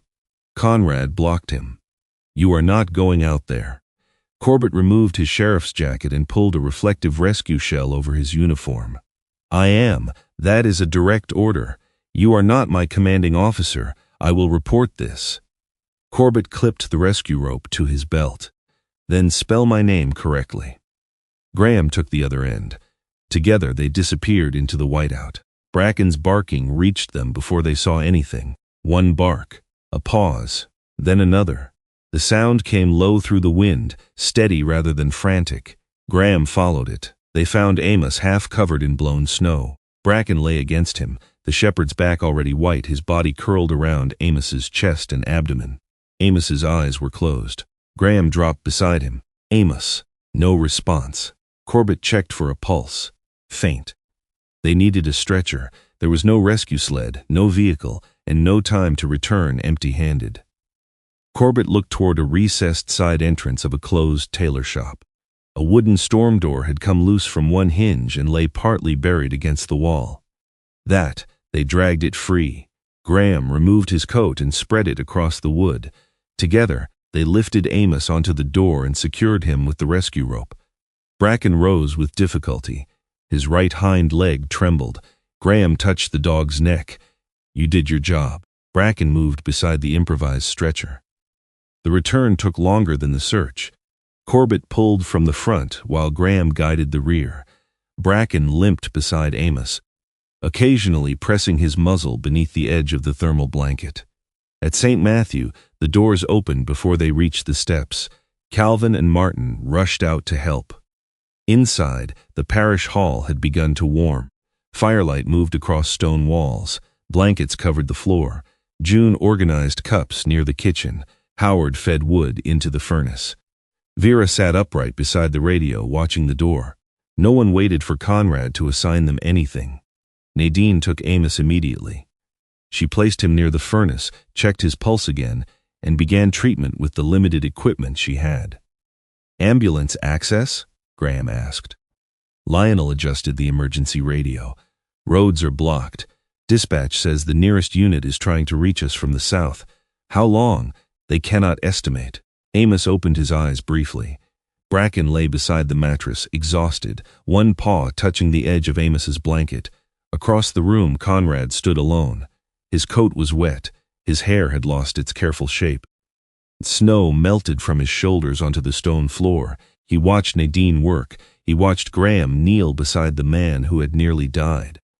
He watched Vera hold the oxygen mask with one hand while directing Calvin toward more blankets with the other. These were the people Conrad had described as dependent. They were feeding one another, counting supplies, tending the fire, organizing medication, and maintaining radio contact without waiting for permission. Amos had asked them to continue without him. They had. For the first time, Conrad understood that Amos had not created dependence. He had created competence in people others had stopped trusting. The understanding did not become confession. Conrad's first instinct was still self-preservation. If Amos died, investigators would ask why a man showing symptoms had been permitted to join the evacuation. They would ask who had rejected the church earlier. They would ask why the bus had arrived without medical support. He moved toward Corbett. In the incident report, we need to be precise about when Whitlock disclosed his symptoms. Corbett stared at him. The man is lying 10 feet away. That is exactly why the timeline matters. No, Corbett said. The truth matters. Conrad stepped back. The separation between them was now complete.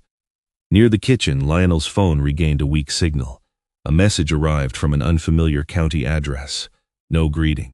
No explanation. Only an attached file. Final site assessment. St. Rowan Community Hall. Lionel opened it. Elaine Porter's report had been completed before the fuel line fracture. It documented the minor violations, listed inexpensive corrective actions, and concluded that the hall could remain operational under temporary restrictions. Beneath the report was an internal email chain. Conrad had received the preliminary findings before the bus arrived. He had responded, "Do not release until relocation is complete. Contractual placements have already been guaranteed." Lionel read the sentence twice. It did not prove bribery. It did not prove Conrad had committed a serious crime. It proved something quieter and harder to excuse. He had known the hall could be repaired. He had chosen to suppress that fact because 20 people had already been promised to a contractor. Lionel looked around the parish hall.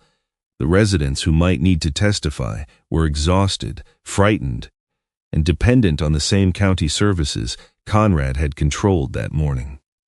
A document could expose an abuse of authority. It could not make people brave enough to speak. Lionel closed the file and looked toward Amos. The next battle would not be fought on a road, inside a contract, or before a camera. It would be fought in the space between what people had witnessed and what they were willing to say aloud. By the time the roads reopened, Briar Glen had already been given a version of what had happened. It came first through county statements, then through local radio, and finally through a morning television report filmed outside St. Rowan while fire crews inspected the damaged heating line. The report described a successful emergency relocation. It credited county management with moving 20 vulnerable adults before conditions became catastrophic. It referred to the collapse of Amos Whitlock as an unrelated medical incident and mentioned that an investigation was underway regarding interference by unauthorized volunteers. Conrad Vale stood beneath a county seal during the recorded statement. His hair had been restored to its precise side part. His steel blue tie sat straight beneath his chin, and the dark circles under his eyes were hidden by careful lighting. At every stage, he said, our priority was public safety. In a small recovery room at Briar Glen Medical Center, Amos watched the report without sound. The television hung high on the wall opposite his bed.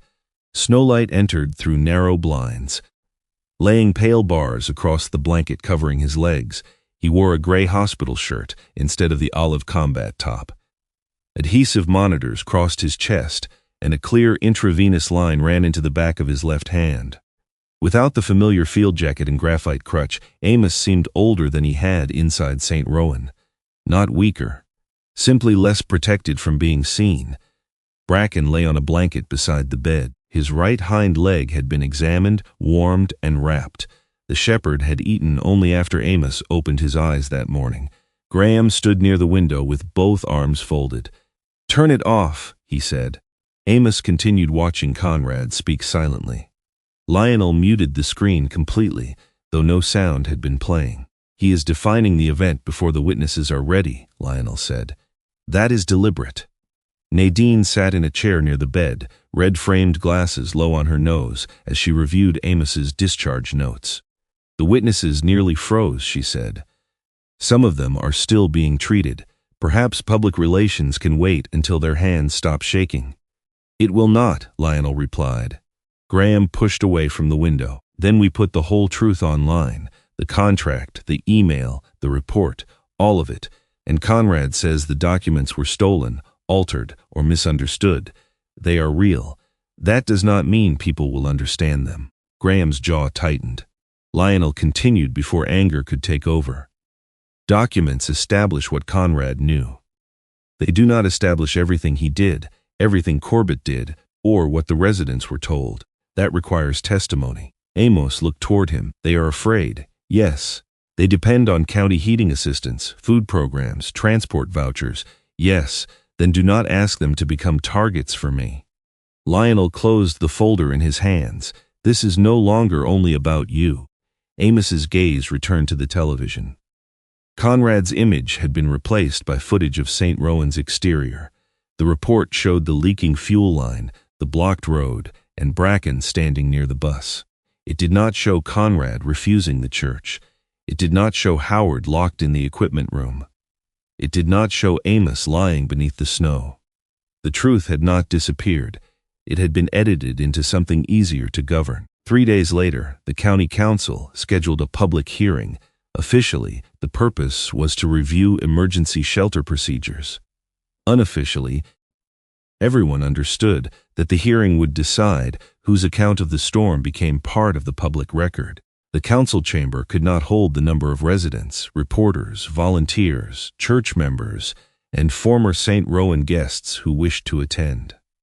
Lionel requested a larger venue. The hearing was moved to St. Matthew's Parish Hall. The same stone room where the community had sheltered during the blackout now held rows of folding chairs. The wood furnace burned quietly near the rear wall. Electrical power had returned, but several lamps remained lit on the long tables, as if the room did not entirely trust the wires. Amos arrived in a wheelchair. He disliked it immediately. Nadine had forbidden him from using the crutch for more than a few steps. Graham pushed the chair through the side entrance, while Bracken walked beside the right wheel, his own gait still slightly stiff. People began to stand. Amos lifted one hand. "Sit down." Some obeyed. Others remained standing until he gave them the look he once used when St. Rowan's kitchen volunteers tried to work through illness. Vera waited in the front row wearing her pale blue wool coat and silver snowflake brooch. Her oxygen line was hidden beneath a blue and white shawl. "You look terrible," she told Amos. "So do you." "Good. We remain evenly matched." Bracken went to her and rested his muzzle briefly on her knee before returning to Amos. At the front of the hall sat 5 county council members, the county attorney, Elaine Porter, and Conrad Vale. Conrad's suit was charcoal rather than blue. He had left off the arrow-shaped tie clip. Deputy Lyle Corbett sat in the second row behind him. His uniform was immaculate, but his badge remained slightly crooked on the left side of his chest. He kept turning a scratched silver wedding band around his finger. Lionel placed the documents on a table, but did not begin with them. He began with a question. Who decided St. Rowan required immediate evacuation? Conrad leaned toward the microphone. The County Emergency Management Office acted upon documented safety concerns and worsening weather conditions. Before or after the independent inspection, conditions were evolving. Did you receive Elaine Porter's preliminary conclusion before the bus arrived? The county attorney objected that Lionel was not conducting a trial. The council chair, Margaret Hensley allowed the question. Conrad adjusted one cuff. I received information indicating several violations. That was not the question. I received preliminary observations. Did those observations state that St. Rowan could remain open under temporary restrictions? Conrad paused. The room noticed. Yes, he said at last, but subsequent events demonstrated the danger was real. The fuel line fractured after the inspection. That does not make the initial concern invalid. No, Lionel said. It makes your timing important. He presented Elaine's report and the internal email instructing staff not to release it until relocation was complete. The room murmured. Conrad did not deny writing the message. He argued that public release during an active operation could create confusion. He said the private placements had been guaranteed because responsible planning required certainty. He returned repeatedly to the fuel leak and the approaching storm. Nothing he said was entirely false. That was what made his defense effective. Then Nadine testified. She did not speak dramatically. She listed facts. Vera had suffered an acute cardiac episode before boarding. The contracted bus had no medical escort. Oxygen cylinders could not be safely accessed in transit. Several destinations lacked appropriate services. Amos had developed symptoms during the forced movement, but she acknowledged that he had concealed them. The county attorney seized that point. So Mr. Whitlock's collapse cannot fairly be blamed on county personnel if he failed to disclose his condition. Nadine looked at him over the rims of her red glasses. His concealment was reckless. Graham shifted in his chair. Nadine continued. It was also predictable. He believed that if he became a patient, frightened people would be placed on an unsafe bus. A competent emergency plan must account for how people behave under pressure, not merely how administrators wish they behaved. The room became still. Elaine testified next. She explained the violations, the corrective measures, and the later fuel line failure. She refused both sides' attempts to simplify her conclusion. The hall was not perfect, she said. It was not an immediate evacuation hazard when I inspected it. Later, it became unsafe because of a developing mechanical failure. Both statements are true. Lionel nodded. Conrad looked down. Then the residents were invited to speak. For several minutes, no one approached the microphone. Calvin Moore sat with the recovered canvas bag at his feet. Fire crews had found it beneath the bus after the storm. The tin of photographs inside was damp but intact. June Ellison kept both hands on the handle of her walker. Howard stared toward the front, new batteries in his hearing aids, yet seemed to hear too much now. Amos watched them struggle with the distance between their chairs and the microphone. He wanted to help. That instinct rose automatically, to speak first, to carry the weight, to make the room safer. He placed both hands flat on the wheelchair arms and remained still. Vera noticed. You are learning, she whispered. Do not sound so pleased. I have waited years. Calvin rose first. He carried the canvas bag with him. My name is Calvin Moore, he said. I am not homeless. My pipes froze. He looked toward Conrad. That mattered to me because people hear shelter and think everybody inside has the same story. His voice trembled, but he continued. Mr. Whitlock told me I could leave. He did not tell me to stay. I stayed because nobody from the county could tell me where I was going or whether I would be able to get back to my apartment. He placed the bag beside the microphone. In the storm, I did something foolish. I left the group for this. Bracken stopped me. Calvin looked at the dog. He did not attack me. He lay down in front of me until I remembered I was still alive. June spoke next. She explained that one assigned lodging site required residents to climb stairs. After hip surgery, she could barely manage the steps into the bus. Howard described entering the equipment room for hearing aid batteries. I was listed as evacuated before anyone knew where I was. A council member asked whether Conrad personally locked the door. Howard shook his head. No, I do not know who locked it. That is not what I am saying. I am saying their paperwork knew where I was before their people did. The line spread through the room more powerfully than an accusation. Others followed. A veteran described needing refrigerated medication. A mill worker explained that his brother had been sent to one of the contracted boarding houses years earlier and found it understaffed. Denise Harper confirmed that her live video had been clipped by an unknown social media page and submitted the full recording, including Corbett taking Amos's crutch. The county attorney asked why she had not released the complete recording sooner. Denise looked ashamed. "I was afraid I would lose my heating assistance. Did anyone threaten you?" "No. Then that fear was your assumption." Denise gripped the microphone. It was an assumption based on knowing who signs the forms. The people in the chairs behind her began to nod. Conrad watched the hearing move beyond documents.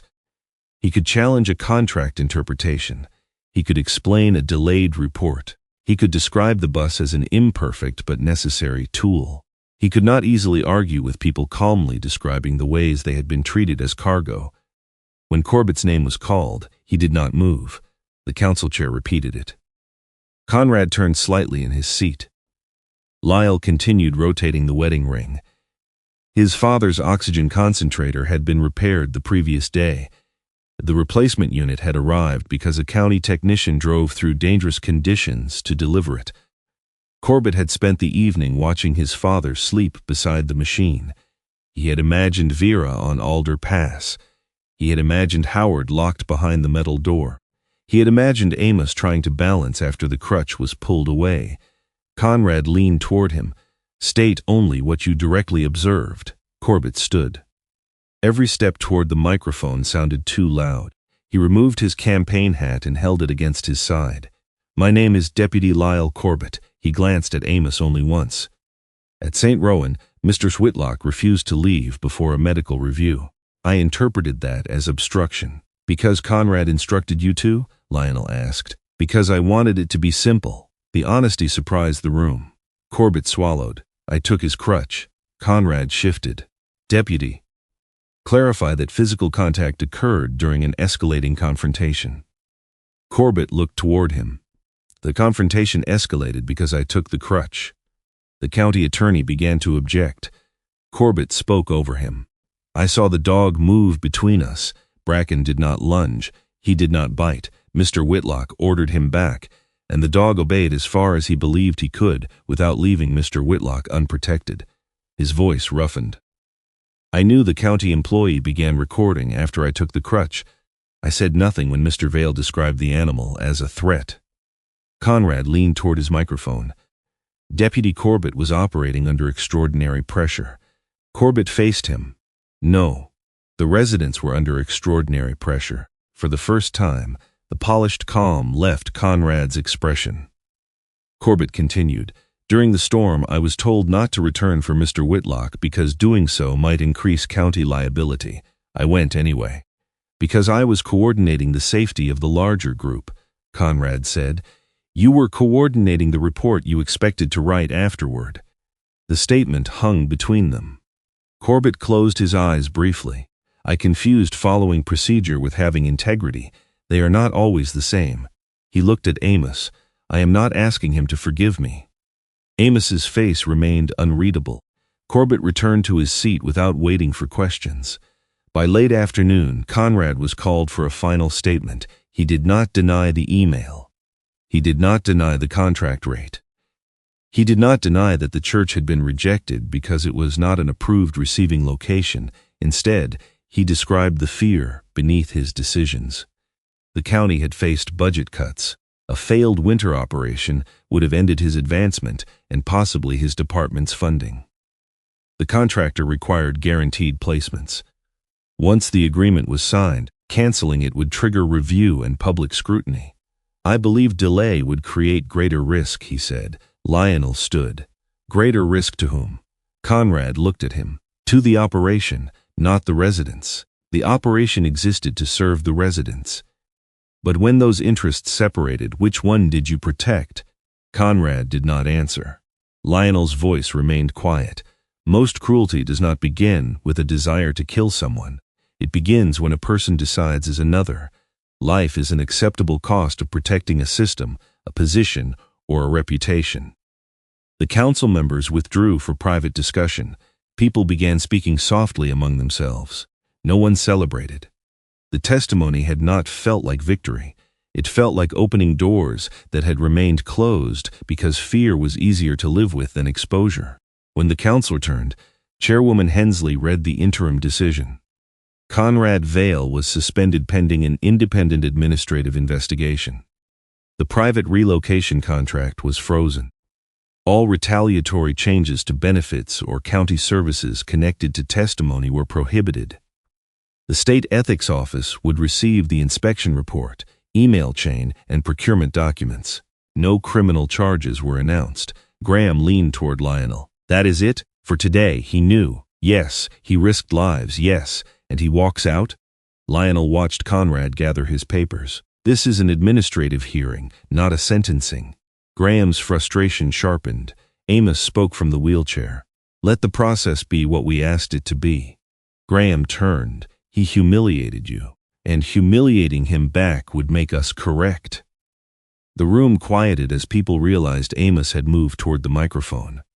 Graham pushed the wheelchair to the front. Several residents stood again. Amos waited until they sat. This should not become a story about one good man and one bad man, he said. Conrad stopped gathering his papers. If you make it that simple, nothing changes. Another official replaces him. Another contract appears. Another person gets called difficult because they ask where the bus is going. Amos looked toward the residents. These people did not need me to speak for them today. His hands rested on the chair arms. They needed a room where telling the truth would not cost them food, heat, medicine, or shelter. Then he looked at the council. If you want to repair what happened, do not build a better speech. Build a system where nobody has to choose between assistance and honesty. No applause followed immediately. The words were too uncomfortable for applause. Then Vera struck one palm softly against the other. Calvin joined her. Soon the room filled with a low, uneven sound, not celebration but recognition. Bracken rose beside Amos's chair. The shepherd looked toward the back row, where several residents who had not testified still sat in silence. He walked to them. One by one, they lowered their hands to his head. They had not spoken publicly. Not yet. But they no longer looked alone. Winter remained over Briar Glen long after the storm had passed. Snow softened the edges of the town, filling old tire tracks and gathering in pale curves along the roofs. On clear mornings, sunlight spread across the valley in a quiet white glow. On other days, small flakes drifted steadily beneath a low sky, slow enough that people stopped fearing them. 5 weeks after the hearing, St. Rowan opened its doors again. The building looked familiar from the street, but little inside had been left unchanged. The damaged fuel line had been replaced with a protected system routed away from the exterior wall. Electric circuits had been separated and labeled. New smoke detectors blinked above every doorway. The east handrail had been rebuilt, the kitchen ventilation repaired, and the number of overnight cots reduced to meet the inspector's recommendation. A new storage rack held oxygen cylinders upright beneath metal restraints. Medication cabinets had individual locks. Emergency maps were posted low enough to be read from a wheelchair. Nothing about the repairs was glamorous. That was part of what Amos liked about them. Real safety rarely looked heroic. It looked like labeled switches. Clear paths, checked batteries, and knowing who needed help before the lights went out. He stood inside the main hall while volunteers arranged tables for the reopening supper. The graphite crutch remained within reach, but Amos was not using it. Nadine had permitted him to stand for short periods, as long as he sat before fatigue became visible. She had said this while looking directly at Graham, Lionel, Vera, and half the volunteer committee, ensuring that Amos could not later claim the instruction had been private. He wore a gray Henley beneath a rough olive cardigan. His combat shirt was not hidden away. It hung on a hook in the office beside his field jacket, clean and ready but no longer necessary for him to feel like himself. Bracken lay on a new orthopedic bed near the front entrance. The bed had been donated by a veterinary clinic and chosen by Vera, who had insisted the shepherd deserved something better than folded blankets on a wooden floor. Bracken had inspected it, circled twice, and rested there for approximately 4 minutes. Then Howard dropped a spoon near the kitchen. Bracken rose to investigate. A volunteer became anxious while arranging chairs. Bracken sat beside her until her breathing slowed. Calvin arrived carrying the repaired canvas bag, and Bracken followed him halfway across the hall, checking as if to make certain the man had brought himself along with the photographs. By noon, the new bed stood empty. "Waste of good money," Amos said. Vera stood beside him, wearing a pale blue wool coat and the silver snowflake brooch pinned above her heart. He appreciates the gesture. He has not touched it in 2 hours. He is busy. Bracken moved between the tables with the same patient attention he had shown on the morning Conrad arrived. The stiffness in his right hind leg remained, especially after sleeping, but Graham had built a shallow ramp at the side entrance and placed non-slip mats along the coldest sections of floor. The dog's recovery had been treated as part of the center's rebuilding rather than an afterthought. So had Amos's. That had required more argument. "You have been standing 9 minutes," Vera said. "I was not aware you had become a physician. I have become a person with a watch." Amos looked toward the old clock above the kitchen. "You are counting badly. Sit." He gave her a long look.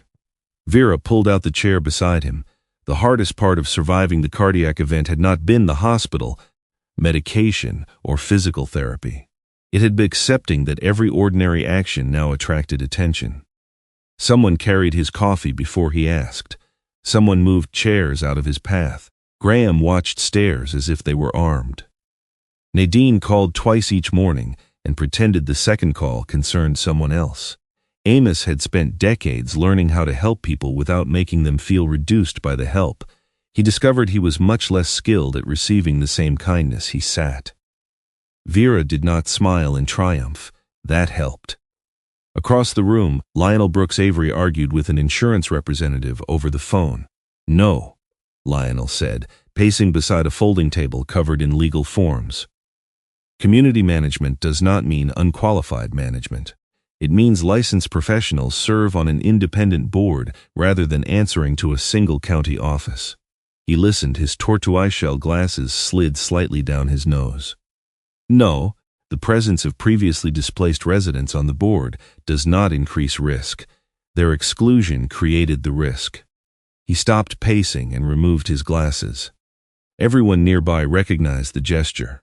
The insurance representative had made a mistake. Lionel's new legal fund occupied what had once been a storage closet.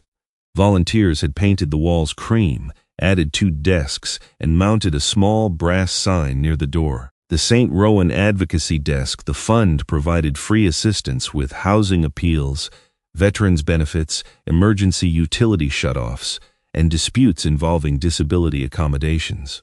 It was financed through local donations and a state grant that Lionel had rewritten 3 times before approving the language. He refused to name it after Amos. Amos had not asked him to. That was another change. Near the rear exit, Graham led a winter evacuation workshop. He had drawn a floor plan on a large whiteboard and marked routes in different directions depending on fire, fuel leak, roof damage, or blocked streets. Small groups practiced guiding wheelchairs over portable ramps and carrying oxygen cylinders without damaging regulators. Graham wore a dark work shirt rather than his rescue jacket, though the red brick coat hung nearby with his radio clipped to the shoulder. "Do not assume the strongest person leads," he told the volunteers. "The leader is whoever knows the route and can keep count." Calvin raised a hand. "What does the strongest person do?" "Listens." Several people laughed. Graham did not. "I am serious." He glanced toward Amos. "The strongest person can become the biggest problem if he decides strength means nobody else gets a vote." Amos lifted one eyebrow. Graham looked back at the board. General principle. The county investigation had concluded the previous week. Conrad Vale had been dismissed for withholding an inspection report, exceeding his authority during the closure process, and violating procurement rules by committing public funds before completing a documented needs assessment. No envelope of cash had been discovered. No secret ownership linked him to North County Transitional Services. There was no dramatic criminal indictment. The state ethics report described his conduct in dry language: administrative misconduct, reckless prioritization of contractual performance, misuse of emergency authority. Conrad had lost his position and the professional reputation he had protected at such cost. Amos read only the first page of the decision. When Graham offered to summarize the rest, Amos declined. A man losing his title did not restore warmth to anyone's house. It did not make Vera's heart stronger, repair Bracken's leg, or return the minutes Amos had spent beneath the snow. Consequences mattered, but they were not the same as repair. Lyle Corbett arrived shortly before the reopening ceremony began. He wore no sheriff's jacket. His suspension had lasted 4 weeks, and an internal review had placed a formal reprimand in his record. He had been required to complete training in disability rights, elder crisis response, and nonviolent intervention before returning to limited duty. The training was mandatory. The additional shifts he had requested at St. Rowan were not. Corbett entered carrying 2 oxygen cylinder brackets and a metal toolbox.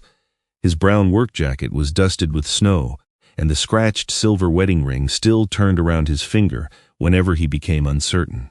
He stopped when he saw Amos. The space between them had changed since the hearing, but it had not disappeared. "Morning," Corbett said. "Lyle, I brought the wall mounts. I can see that." Corbett shifted the toolbox to his other hand.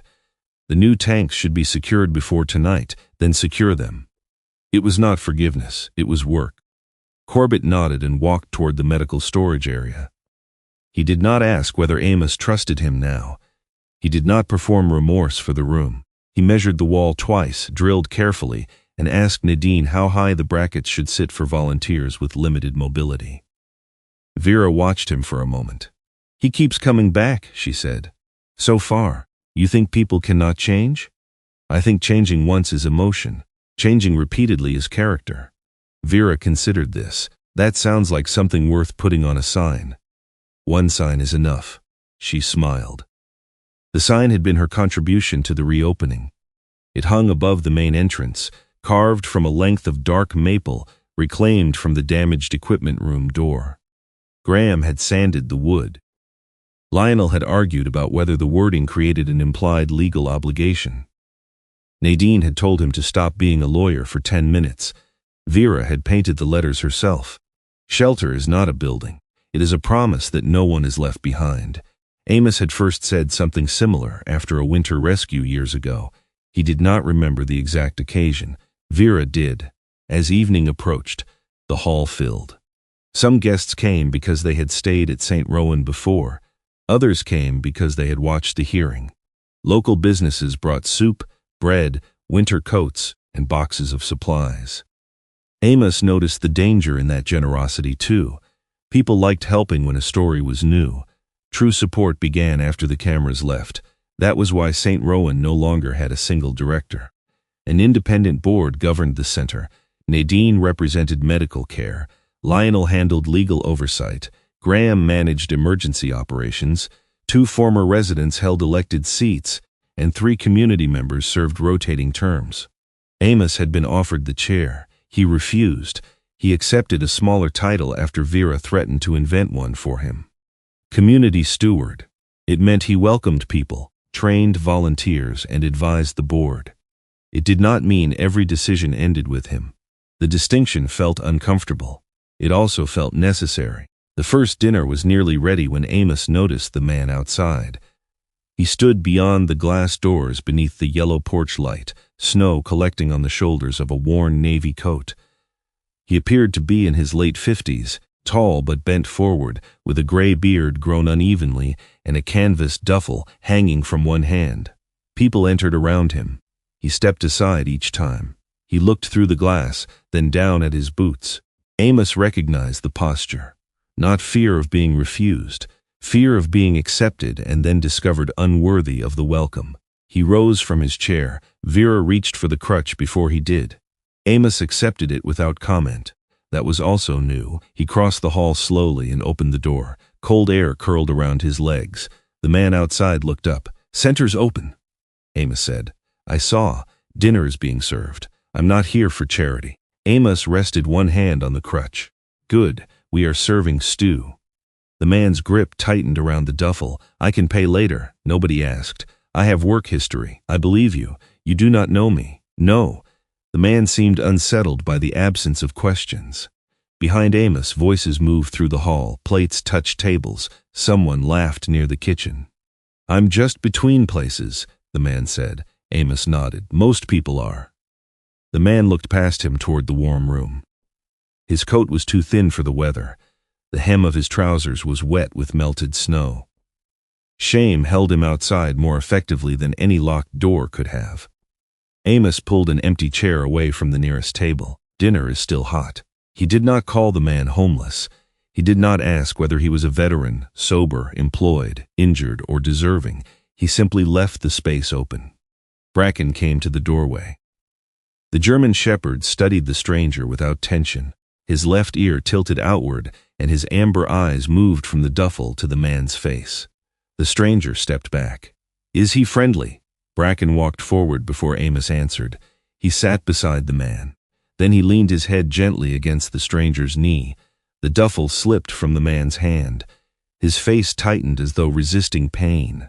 I had a dog, he whispered. Bracken remained still. The man placed one trembling hand on the shepherd's head. Whatever he had held in place broke quietly.